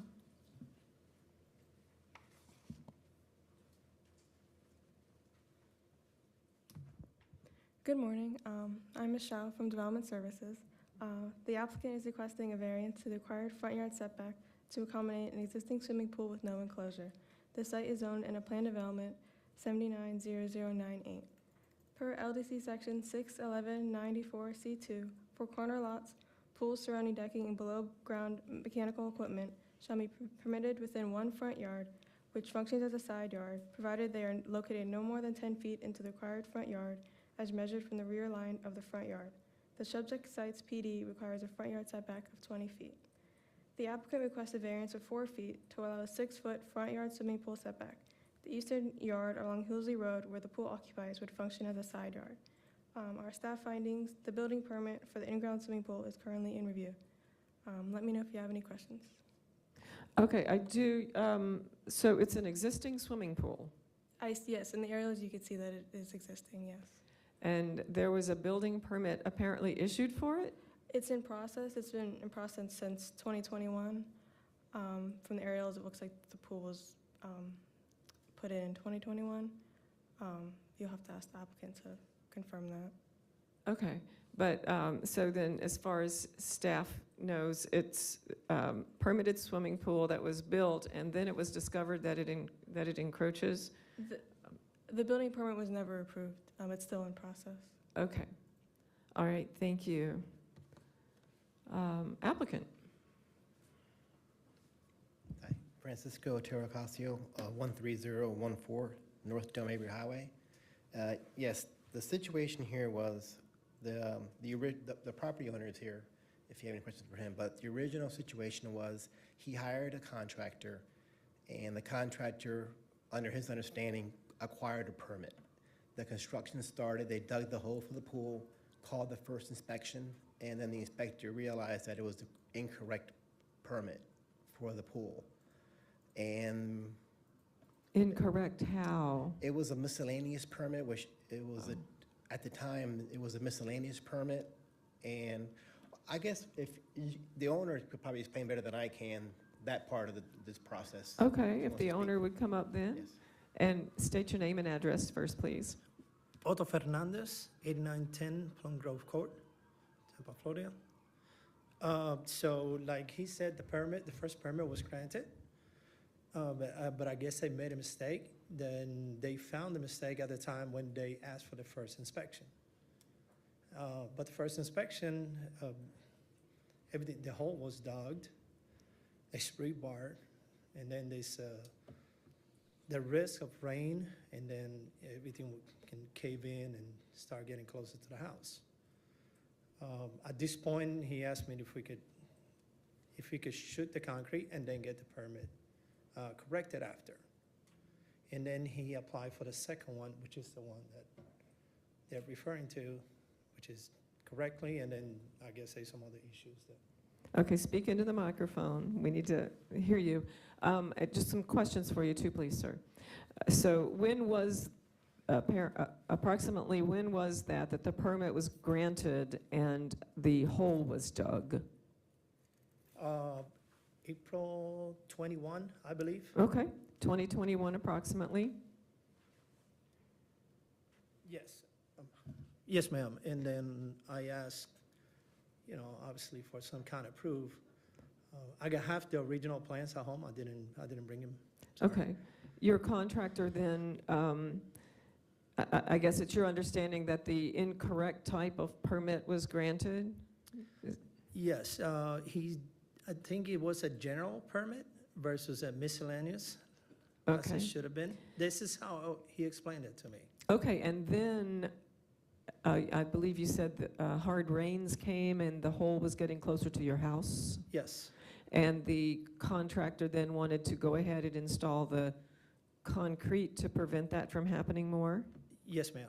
Okay, and meanwhile, he applied for the correct permit, is that correct? Yes, ma'am. Okay, so what is the status of the pool now? It's concreted in, is that correct? It's finished. Oh, it's finished. All right, water is added and you can use it, is that correct? Yes, because after you do the concrete, then it's a hazard. It's my backyard, my daughters cannot go out, and Okay. it's a mess, honestly. Okay, so you had to finish it. And then when did you find out that a variance was required? It took him a while, because he kept having problems with the permits. And after, I don't know, I want to say a year, almost, a year and a half, Yes, I could continue now. Thank you. To answer your question, the contractor kind of disappeared for a little while after the pool was completed, even though the plans were submitted. But when the plans were submitted for the correct permit, it was pretty specific that the pool was encroaching the setback because, as staff noted earlier, this is a corner lot, so I guess you have 2 front yards or setbacks. So to answer your question, right when the plans were submitted the second time, the comment was a variance is needed or the pool needs to be redesigned. And if it can't be redesigned, the variance needs to be proceeded with. But obviously the pool's already in, so he's in a pretty hard place to be in right now. All right, and this is a corner lot, I understand that. Is there any other place the pool could have been built on this lot? No. That's a no? Yes. So, but for the variance, the pool could not be built, is that correct? Yes, looking at the site plan, and I've been to the lot several times, obviously, is the only place will be directly behind the house, because to the north, it's actually an easement, a Hillsborough County easement, and then to the south, there's a driveway in another house, and to the east is another home. So that directly behind the property is the only location for the pool. Okay, all right, and I'm looking at your site plan, and Okay. it looks like the property is a little bit irregularly shaped, is that correct? Yes, yes. And the only place feasibly to put a swimming pool would be directly behind the house to the west? Yes, ma'am. Okay. And again, just for the record, you know, I'm a contractor also, but had nothing to do with the original mishap. I'm just here trying to rectify the situation. And to answer your question, yes, 100%, my opinion, the pool could only go where it's currently at. Okay. All right, anything further? I do have a question maybe for staff, because I know reading one of the disclaimers in the bottom is the variance, if approved, is based on the information we provide. And I do know that there was a survey done, but the survey wasn't done after the pool was put in. So I know one of the variances, the variance is for 4 feet, the 6 feet front yard swimming pool setback. But I guess one of the other notes is that there is, the staff, county staff had located or expressed that there was wetlands on the property at the rear, and there's currently a fence on the wetlands. And she said that this variance might be able to encompass that also? There's no request for any wetland conservation area setback in this variance request. Okay. So that would be a separate process if that's required. I don't have any information on that Okay. in the record that I have. I have the agency comment here, if I could just read it. It's the proposed fence shown on the plan to be located within the wetland setback area will require a variance to be approved by the land use officer. So you're saying that it might be a separate application we need to submit to address this? The only variance before me is the setback for the swimming pool. Okay. That's Now- the only thing I'm okay. looking at. Okay. But my question is then, if he does have a fence on the wetland, would it be feasible for us to continue this one, to include it in this variance? Is that a possibility? Staff? You could, it would, there'll be a difference in fee because of the wetland setback variance request. There's an additional fee, Okay. but it could be added as a request on the variance if it was continued. Okay. Because my main concern is, you know, God willing, this one gets approved, then we go to permitting, and then we let us know that another variance is required. We can just include them both on this one. I'm just asking the question. Best way to proceed?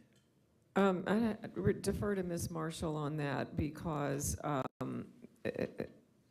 it's just not in the record about there being a fence at all for this variance. Okay. Well, okay.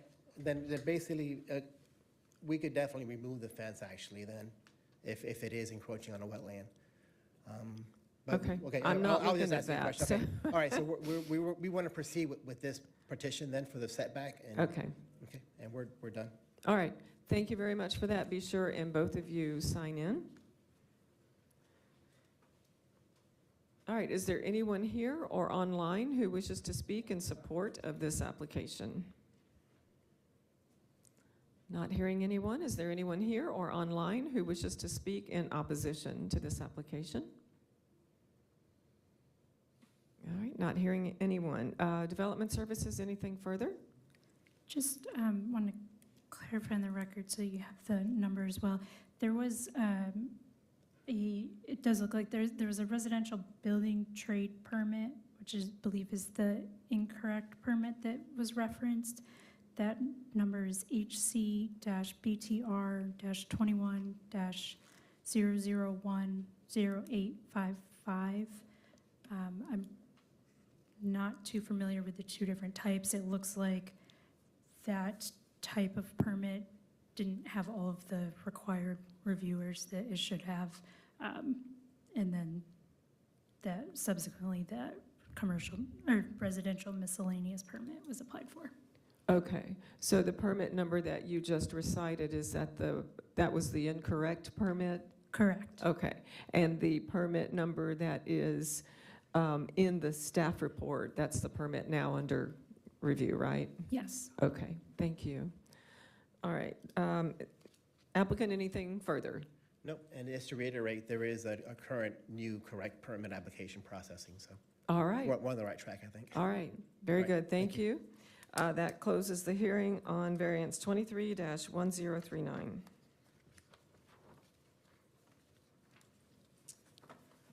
Next item is item H5, variance 240089.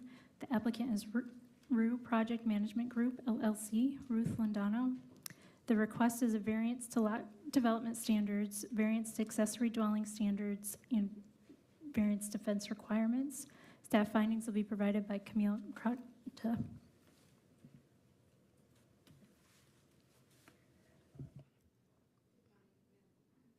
Good morning, Camille Crocta, Development Services, presenting case 240089. The subject property is located at 11025 Airview Drive in Tampa. It's within the Greater Carrollwood Northdale Community Plan, is located within the urban service area. Surrounding properties primarily consist of residential uses. The applicant is requesting a variance to setback requirements for a principal and accessory dwelling and an increase to the maximum fence height requirements on property zoned RSC 6. Specifically, per LDC section 61102.E, accessory dwelling shall meet the principal building setbacks. A 7.5-foot side yard is required in the RSC zoning district. A variance request of 6.7 feet, resulting in a 0.8-foot side yard setback for the accessory dwelling. Per section 60101, minimum 25-foot front yard setback is required in the RSC zone for a 0.1 variance request for a 24.9 front yard setback as a result. And per section 60702C.1.A, fences over 4 feet in height shall not be located in the required front yards except under certain circumstances which do not apply in this case.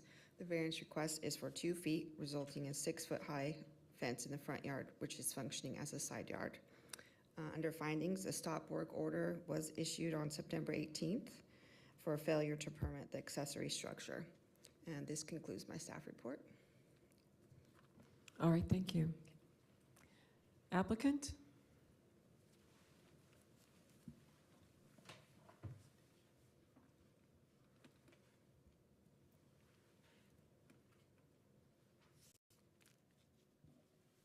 Good morning. Ruth Londono, 1502 West Bush Boulevard, Suite D, Tampa, Florida, 33612. I'm here to apply for the variance to a property that is located on the Westwood community.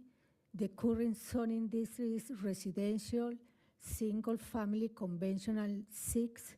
The location for the property is south of Ganhad Way, north of Lambeau Avenue, east of Veteran Expressway, and west of Henderson Road.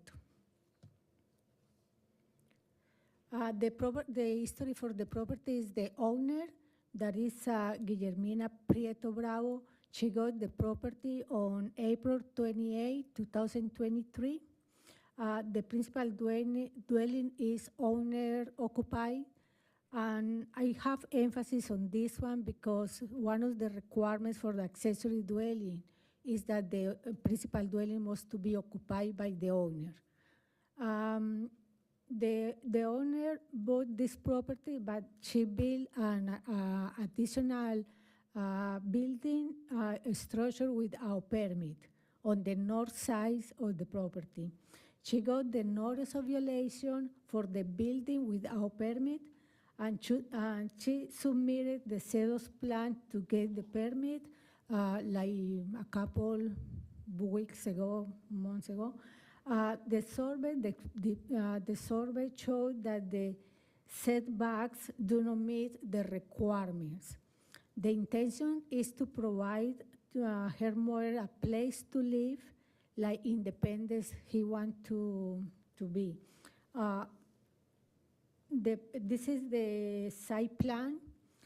Per zoning requirements, the Land Development Code allow for residential single conventional 6 The minimum lot size 7,000 square feet. The setbacks are front 25, side 7.5. In this particular property, this is a corner lot. On corner lots, they have 2 fronts and 2 sides. They have no requirement for rear yard setback. This particular property, the shape is irregular. If you can see on the next picture, I got to show you exactly what is that one.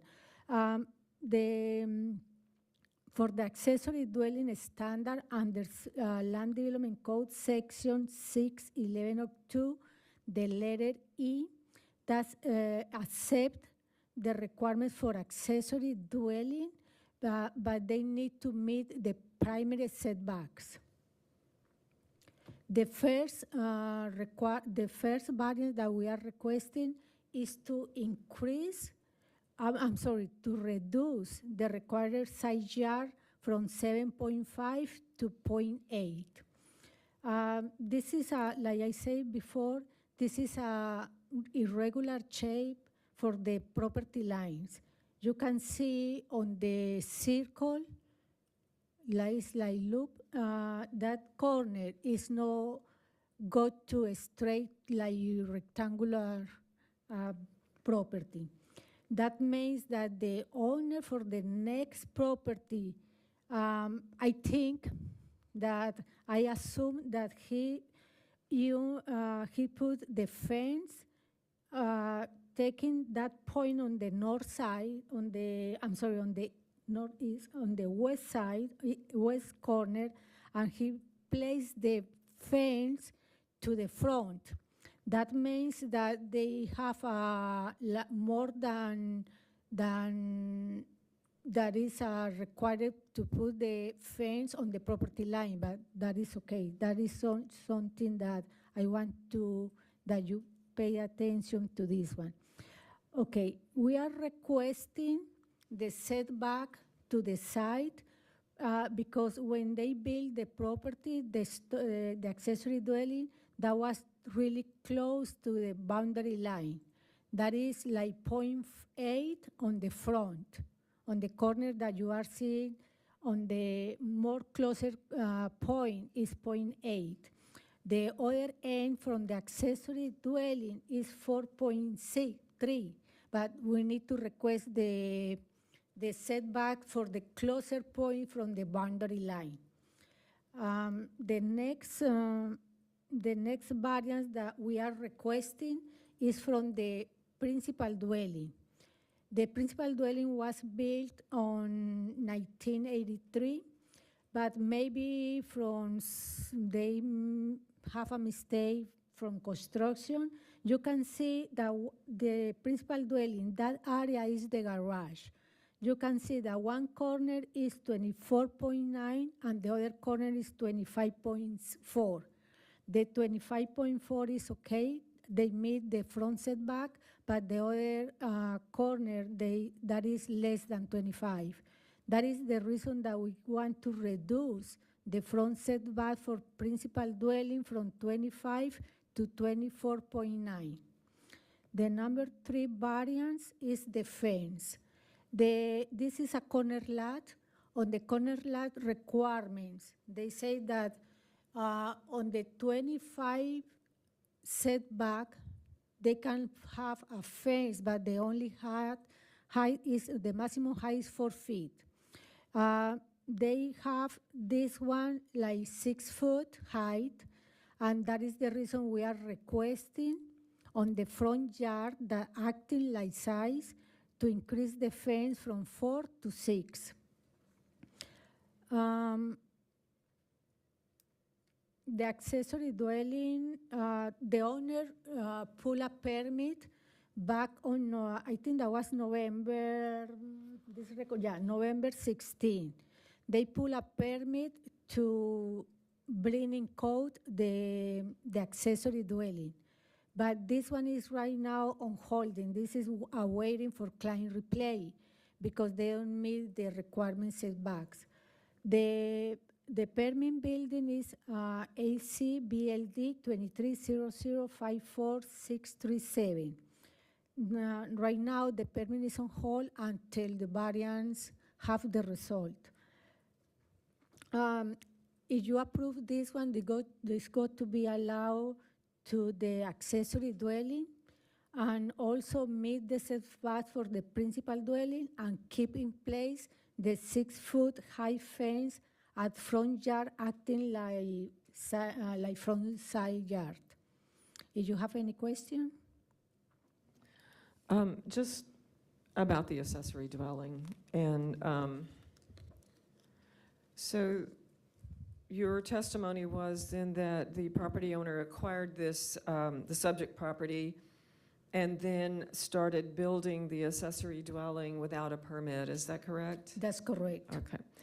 And they have since applied for the permit, but it encroaches, the structure encroaches into the side yard setback. That's correct. Is there anywhere else on the property where this structure could have been built that would not have encroached into a yard setback? For example, could it have gone behind the house? Okay, yes and not. We can relocate the accessory dwelling, but we need to meet the principal setbacks. If we go to the rear, to the side yard, because they have no rear, if we go to the side yard that acting like rear, we need to meet the 25-foot, the 7.5 foot from the side yard. That means that we don't have that is the reason we say yes or not, because maybe we need to have a different floor plan. And maybe. So let me just, my question, and yes, I understand that there are 2 side yards, and that would be behind the house and then on the, I guess what's the sort of northwest side of the house. So behind the house, then that setback is a side yard setback of 7.5 feet, is that correct? Yeah, that is a side yard. So potentially the accessory dwelling could have gone there, is that correct? If we change the floor plan, maybe. If we change the floor plan. What do you mean, change the flood plan? They already have a rectangular that is 20 by 13. To relocate that one, oh, the we shed? need to meet, we need to meet the regular setbacks. And we cannot have this one on the front yards. Okay. Still, you said flood plan, floodplain? Floor plan, I'm sorry. Floor plan, I'm so sorry. Okay, I My English is- misunderstood you, okay, that's I'm my fault. sorry. Floor plan. All right, so it could have been potentially placed in that area, but the other shed has to be moved as well. Is that correct? Yeah, if you see the boundary lines on the north boundary, there is no rectangular line. There is like they go like a little no parallel lines. Right, I see that. That means that when you go to have the setback to 7.5, that's not going to be rectangular like parallel to the principal house. That makes that this got to maybe we need to request a variance also to different locations, because if you go to the inside from the floor plan, you need to have a minimum area for the bedroom. You cannot have a bedroom like 5 feet wide. You need maybe, for bedroom, you need maybe a couple areas that fit the requirements for the bedroom. And also for accessory dwelling, you need to have all the spaces. You need to have, because this is a second dwelling inside the property. We need to meet the requirement for a sleeping area, for cleaning area, for cooking area. That means that we need to have the living room as small that you can fit a sofa. But when we go to all these requirements from the setbacks, and the shape of the property, maybe we need to request another variance if we relocate the building. That got to be used like accessory dwelling. Okay, so I understand then, potentially it could be in a different area, but you would possibly still need some kind of variance to put it there. Yeah. Okay, Maybe we need to request a variance also. okay, I understand. Thank you. Anything further? Okay, I received some emails from the property owners. I received like two emails from the property owners. You see on green, the email that I received was from the owner from Romulo Ibera. The folio number is 003730-4292. I received the email on December 1st, 2023, around 10:11 in the morning. And I received the second email from another for another property owner. They don't say anything about they are requesting something that is on opposition or something. They only request on the emails that they want to know what is the process for the variance. Okay. And I explained that one on the email. If they need, I say that I offer that if they have some question, I was able to respond anything, but they don't, when I respond the emails, they don't have another email back. Also, I received like 5 calls from different networks, but the person that I was receiving, they don't say nothing about opposition or something. If I can, also I receive letters from the property owners that are in support of this request, but I can give you all the information when you call people to the people that is in support, or I can bring the letters for the record. Okay, you would need to submit those to the record today. Okay. All right.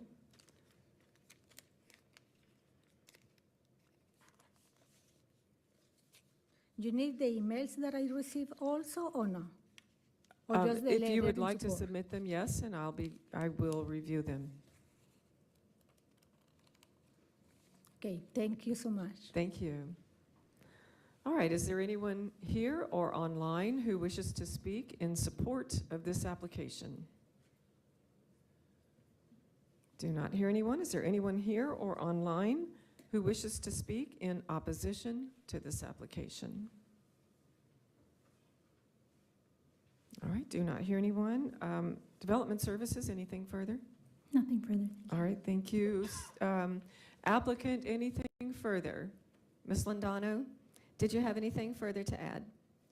No, okay, thank you. That will close the hearing on variance 24-0089.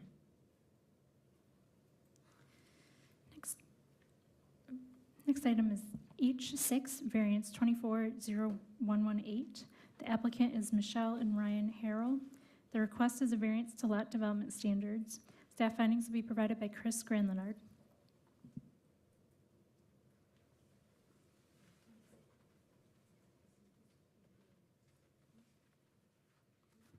Good morning.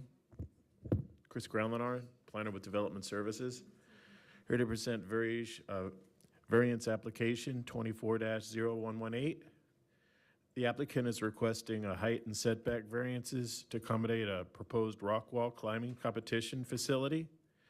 The variances that'll be requested are for our LDC section 6.01.01, which the LDC requirement is within the CG zoning district, which the property is located. The maximum height permitted is 50 feet. The applicant requests a variance of 5 feet, and the result will be a 55-foot building height. Also, the second variance is requested is also a 60101. Structures with a permitted height greater than 20 feet shall be set back an additional 2 feet for every 1 foot of structure height over 20 feet. The additional setback shall be added to setbacks or buffers which function as the required rear and side yard. The proposed height of 55 feet requires a total side yard setback of 70 feet. They're asking for a variance of 35 feet on that, which was result in the 35-foot side yard setback for the 55-foot tall structure. That concludes my staff report. I'm glad to answer any questions you might have. Don't have any for you, thank you. Thank you. All right, applicant?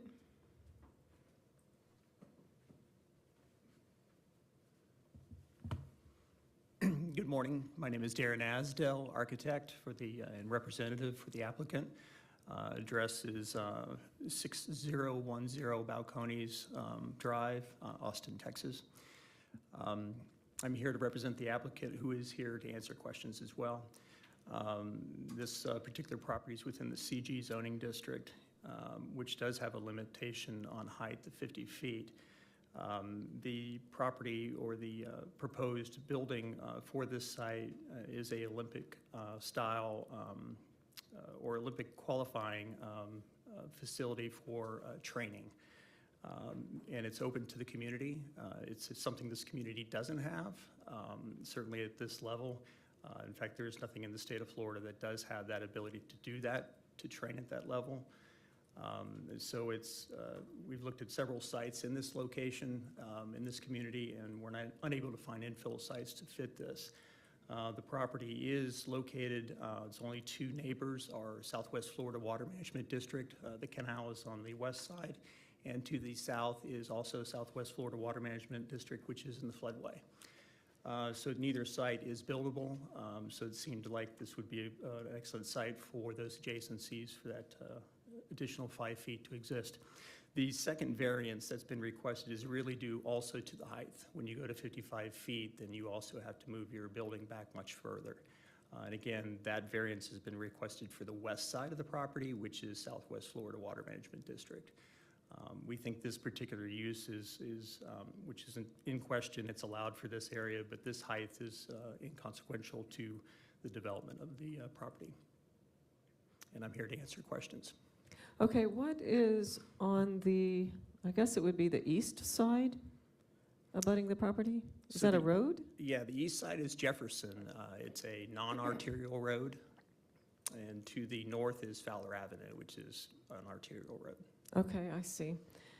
So can you address the hardship criteria, please? Sure. Overall, 1 through 6 in general is that this particular use isn't allowed in this area. It's allowed for the CG zoning district, but because of its height and its need, there's nothing, that additional 5 feet isn't permitted anywhere in this area. But there are uses, much further to the west that do allow higher structures. And this is an edge condition. It is right on the edge of the canal, and the site is much lower as a result of that, which makes it less buildable, which is why it's still an infill site. Further, there are some issues with the geotech that has come to pass that shows that the building really, in its shape that it's in and its location it's in, allows us to build just in this area with that shape. That variance would still be required. All right, so the use of, the rock climbing use, I guess itself, the building is required to be this height? I mean, would it be feasible to meet the 50-foot limit? It would not be feasible for a speed wall, which is what we see in most rock climbing facilities now. Rock climbing obviously isn't very predominant here in the southeast. There's not a lot of mountains to climb, so training is a necessity. And again, as part of an Olympic sport for people in Florida to train properly and be able to compete competitively nationwide, a training facility of 55 feet is needed. And that clearance is really for safety. The actual climbing apparatus is less, but there is a clearance limit on that to keep people from climbing up into the structure of the building. So it is based on health, safety, and welfare at that point. All right, and then the yard setback, is there any feasible way to build the structure without the variance for the yard setback? We think this side, or again, the shape of the building is set up for a qualifying competition setup. So we can't narrow the building any further in order to avoid the additional setback. And on the first variance, the 55-foot would be negated in that instance. In other words, it doesn't matter where you build it on the site, it still would require the 55 feet. Based on the property's width, essentially? That's correct. Okay. All right, I understand. Anything further? We have nothing further. We're available for questions. All right, thank you. That's all the questions I have right now. All right, is there anyone here or online who wishes to speak in support of this application? All right, don't hear anyone. Is there anyone here or online who wishes to speak in opposition to this application? All right, don't hear anyone. Development Services, anything further? Nothing further. Okay. Applicant, did you have anything further you wish to add? Nothing? Okay, thank you. That ends the hearing on variance 24-0118. All right, we're going to take a quick 5 minutes, I believe. We've been here 2 hours, so a quick 5 minutes. We'll be back in 5 minutes to continue the meeting.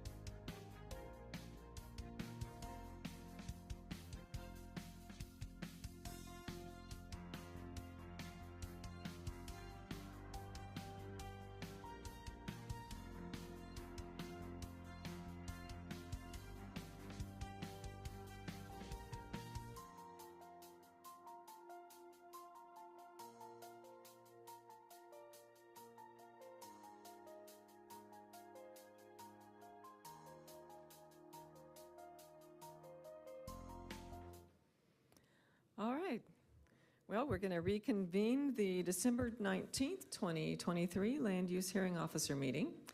And I believe we're ready to call our last case. Last item is item I-1, Special Use 23-746.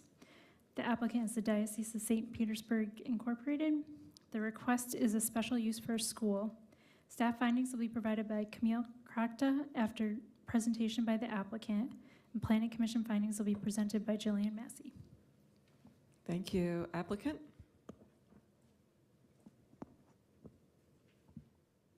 Good afternoon, Cammie Corbett with the law firm of Hill, Ward, and Henderson, and Mr. Yates is bringing you a copy of the PowerPoint presentation so you can have it next to you. As staff indicated, we are representing the Diocese of St. Pete on this application. The subject property is located in the Ruskin area. It's north of Shell Point and then east of 41 in the Ruskin area. This is the existing St. Anne's Church. You can see the church, a hall, faith center, parish office, and a food pantry, all of which exist on the site today. We are requesting the special use for a pre-K through 8 private school with a maximum of 310 students and 11 classrooms. We're also asking for accessory uses for an outdoor gym, playground, open space, and administrative office. And as is the case with special uses for schools, we have an additional parking and queuing plan, which Mr. Yates will review with you later in this presentation. And we are also proposing improvements to US 41 and 11th Avenue to address site access. On the left-hand side, you have the existing condition with the existing parish center. And then on the right-hand side, sort of in the same location, you could see where the new proposed school use will be, sort of in that, if you back up to this slide, in that general area of where that faith center is located, is where the new school is proposed. And at this time, I'd like to ask Mr. Yates come up and address the queuing plan. Good afternoon, Michael Yates with Palm Traffic, and I have been sworn 400 North Tampa Street. So as Cammie had gone through, what you see on the screen is the site circulation and queuing plan. All the traffic will enter off of 11th Avenue Northeast. We are providing a eastbound left turn lane on 11th Avenue and doing road improvements. There was a design exception for this roadway configuration to accommodate bringing the travel lanes up to 11 feet. There is already existing sidewalks along the north side. We are relocating some of the sidewalks, but it will be contiguous along the entire site, along 3rd, along 11th, and connecting up to 41. And so basically, all the traffic will enter off 11th. You see in red, the queuing plan for the inbound traffic and where they will be able to queue. And then they will exit out 3rd Street. You can see that in the blue where they're going to exit. It will be exit only during school loading and unloading. So there is already an existing eastbound left turn lane and right turn lane out there today. And so we also did an operational analysis there and counts at the existing driveway. There is another driveway just immediately to the south, so we did counts there and looked at the operation of that, and that all operated acceptable level of service. That was part of the traffic study that was submitted and reviewed by staff. There are also improvements to US 41. This site is contiguous to 41. We have met with the Florida Department of Transportation. There is an existing directional median opening there. The DOT installed that fairly recently, but they just put some ballards out there as a temporary control measure to address some operational issues. So we will be putting in a concrete separator and extending that southbound left turn lane on US 41. And then we will also be closing an existing median opening that is out there and building a northbound left turn lane just to our north, which you see on the plan there, north is to the right. And so we'll also remove, there is an existing driveway out there, so it enters from the south and exits to the north. We will be closing the northern driveway and making it a right-in, right-out at the southern driveway, which is what you see on the plan there. And so I will let Cammie finish up unless you had any questions on traffic circulation. I don't have any questions for you, thank you. And this slide, yeah, Michael, sign in. This slide just shows the conditions for the development. Obviously, we have reconfigured limited access to 3rd Street. We've got the improvements, the school drop-off and pickup, the special event parking, and we are limited to the food pantry options, paused at drop-off and pickup and drop-off. Zoning staff has found us consistent, approvable with conditions, same with Planning Commission and Transportation. And briefly, when Mr. Yates finishes signing in, I'd like him to briefly address an email that was placed into the record very recently from the property owner that is to the east of 3rd Street Northeast. And I'd like to have him review with you how the improvements that we're doing and the circulation plan basically address those concerns, but also talk about the volumes coming from that driveway. Could you maybe go back to the first slide that shows the aerial view and show me where on the property the proposed school is to be? It's kind of confusing looking at the site plan on this printout. It's probably, this one's probably the best. Yeah. So basically north of that hall where the Faith Center is. And I think if you could see on the, you can see the existing parish center is shown to be removed. Oh, I see. On the left-hand side. Yep. So basically in that general area. Okay. Okay, I see. Thank you. And then also going back to this aerial, the person that we got the property owner that we received the email from is this, the PD to the east there. To the east. Okay, and what is that property? It's, I think it's a manufacturing or industrial property. Okay.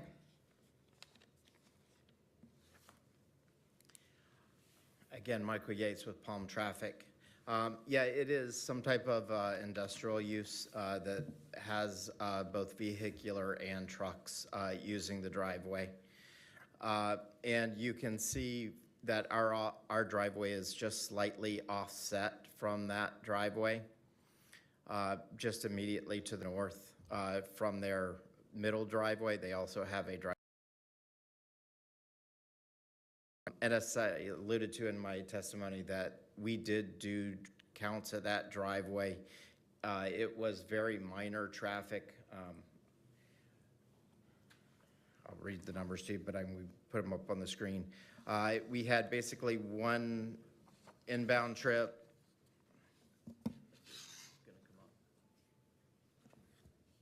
Can you go to the overhead? Sorry.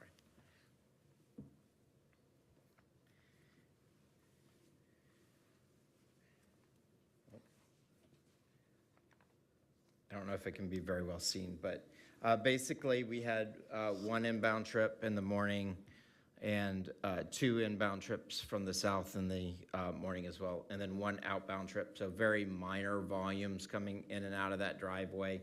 And then the PM was very similar in volume. So we had 0 in from the north, 0 in from the south, and then we had 1 exiting back to the north. So very light volumes. And again, we are providing pedestrian connectivity for the students all around the site. So there would be students able to walk along the sidewalks contiguous to the property and would not need to be out in the roadway. All right, I'm still kind of having a hard time orienting here. Is there a street to the east between the church property and that other property? Yes, What it's street 3rd is- Street. Oh, that's 3rd Street, okay. Okay. And so then on your circulation plan, let's see, 11.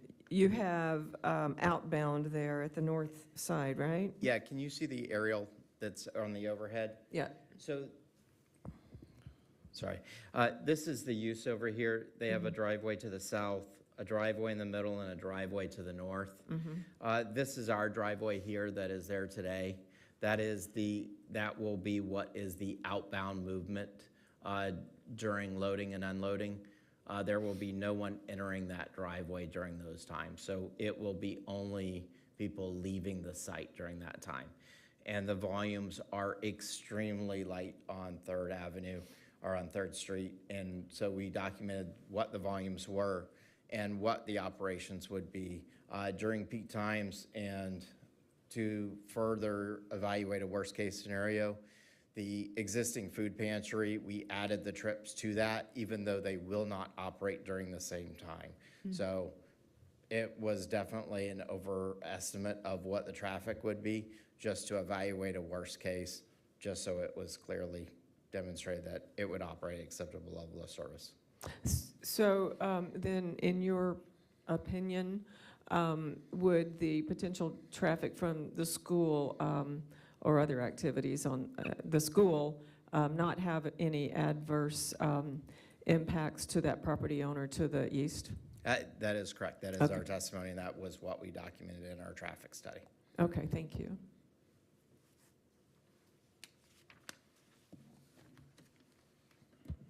We don't have anything further at this time unless you have questions. All right, no more questions for you. Thank you. All right, Development Services. Camille Crockett, Development Services for Special Use 230746. The applicant is requesting a special use permit to construct a private school on the property of the existing St. Anne Catholic Church located at 1131 North US Highway 41 in Ruskin. The property is in the Ruskin and South Shore area-wide community planning areas and is within the urban service area. The total acreage of the parcel for the school is approximately 12.15, and pursuant to LDC Section 20202, school, private charter, K through 12 is a permitted use by right in the commercial neighborhood. Therefore, the only portion subject to this request is approximately 4.77 acre of RMC 12 zoned, and that's just going to contain the operations for the private school and will include the extension of the church parking lot, special event school parking, reconfigured access to 3rd Street, expansion of the existing retention pond, and a new chiller room structure, all accessory to the school function. Based on the above findings, staff finds the special use request complies with LDC Section 6.11.88 and recommends approval, subject to the recommended conditions. This concludes my staff report. Happy to answer any questions. No questions for you. Thank you. Thank you. Planning Commission. Jillian Massey with Planning Commission staff. The subject site has 2 future land use designations, which are Office Commercial 20 and Residential 12. As mentioned, it's in the urban service area and within the limits of the Ruskin and South Shore area-wide systems community plans. In the urban service area, at least 80% of all population growth is expected to occur, according to the comprehensive plan. The proposal is consistent with this guideline. Similarly, the site is located adjacent to a variety of commercial, industrial, and public institutional uses. There is a church that exists on the site, and the proposed school use is compatible and complementary to the surrounding development pattern, and therefore consistent with future land use element policy 1.4. Both future land use categories allow for consideration of residential support uses. The total maximum building area proposed within the OC 20 or Office Commercial 20 area is 0.18 floor area ratio. The total maximum building area proposed within the residential 12 area is 0.04 floor area ratio. And these totals, which include the existing gross floor area to remain, are within the maximum allowable for each of their categories. And therefore also consistent with Objective 8 and Policy 8.1 and 8.8 of the future land use element relating to the future land use designations. The proposed special use meets the intent of Objective 16 and associated policies relating to neighborhood protection. The proposed school will not only provide a neighborhood-serving use to the established residential areas near the site, but it will also provide an adequate transition in intensity between the light industrial and commercial uses to the west, south, and east. The proposal also meets the intent of Objective 17 and Policy 17.1, as the school is a residential support use, and the improvements are designed to fit the character of the neighborhood. The subject site and proposal also meets the intent of the Ruskin Community Plan and South Shore Area-Wide Systems Plan, as schools, recreational areas, and public services are identified as goals. The proposed school will further the goals outlined in the community plans. And based on these considerations, Planning Commission staff finds that the proposed special use is consistent with the unincorporated Hillsborough County Comprehensive Plan, subject to the conditions proposed by the Development Services Department. All right, thank you. Thanks. All right, is there anyone here or online who wishes to speak in support of this application? All right, do not hear anyone. Is there anyone here or online who wishes to speak in opposition to this application? Do not hear anyone. County staff, anything further? Nothing further, thank you. All right, thank you. Applicant, anything further? No? All right, thank you. That will close the hearing on special use 23-0746, and that concludes the Land Use Hearing Officers meeting for today.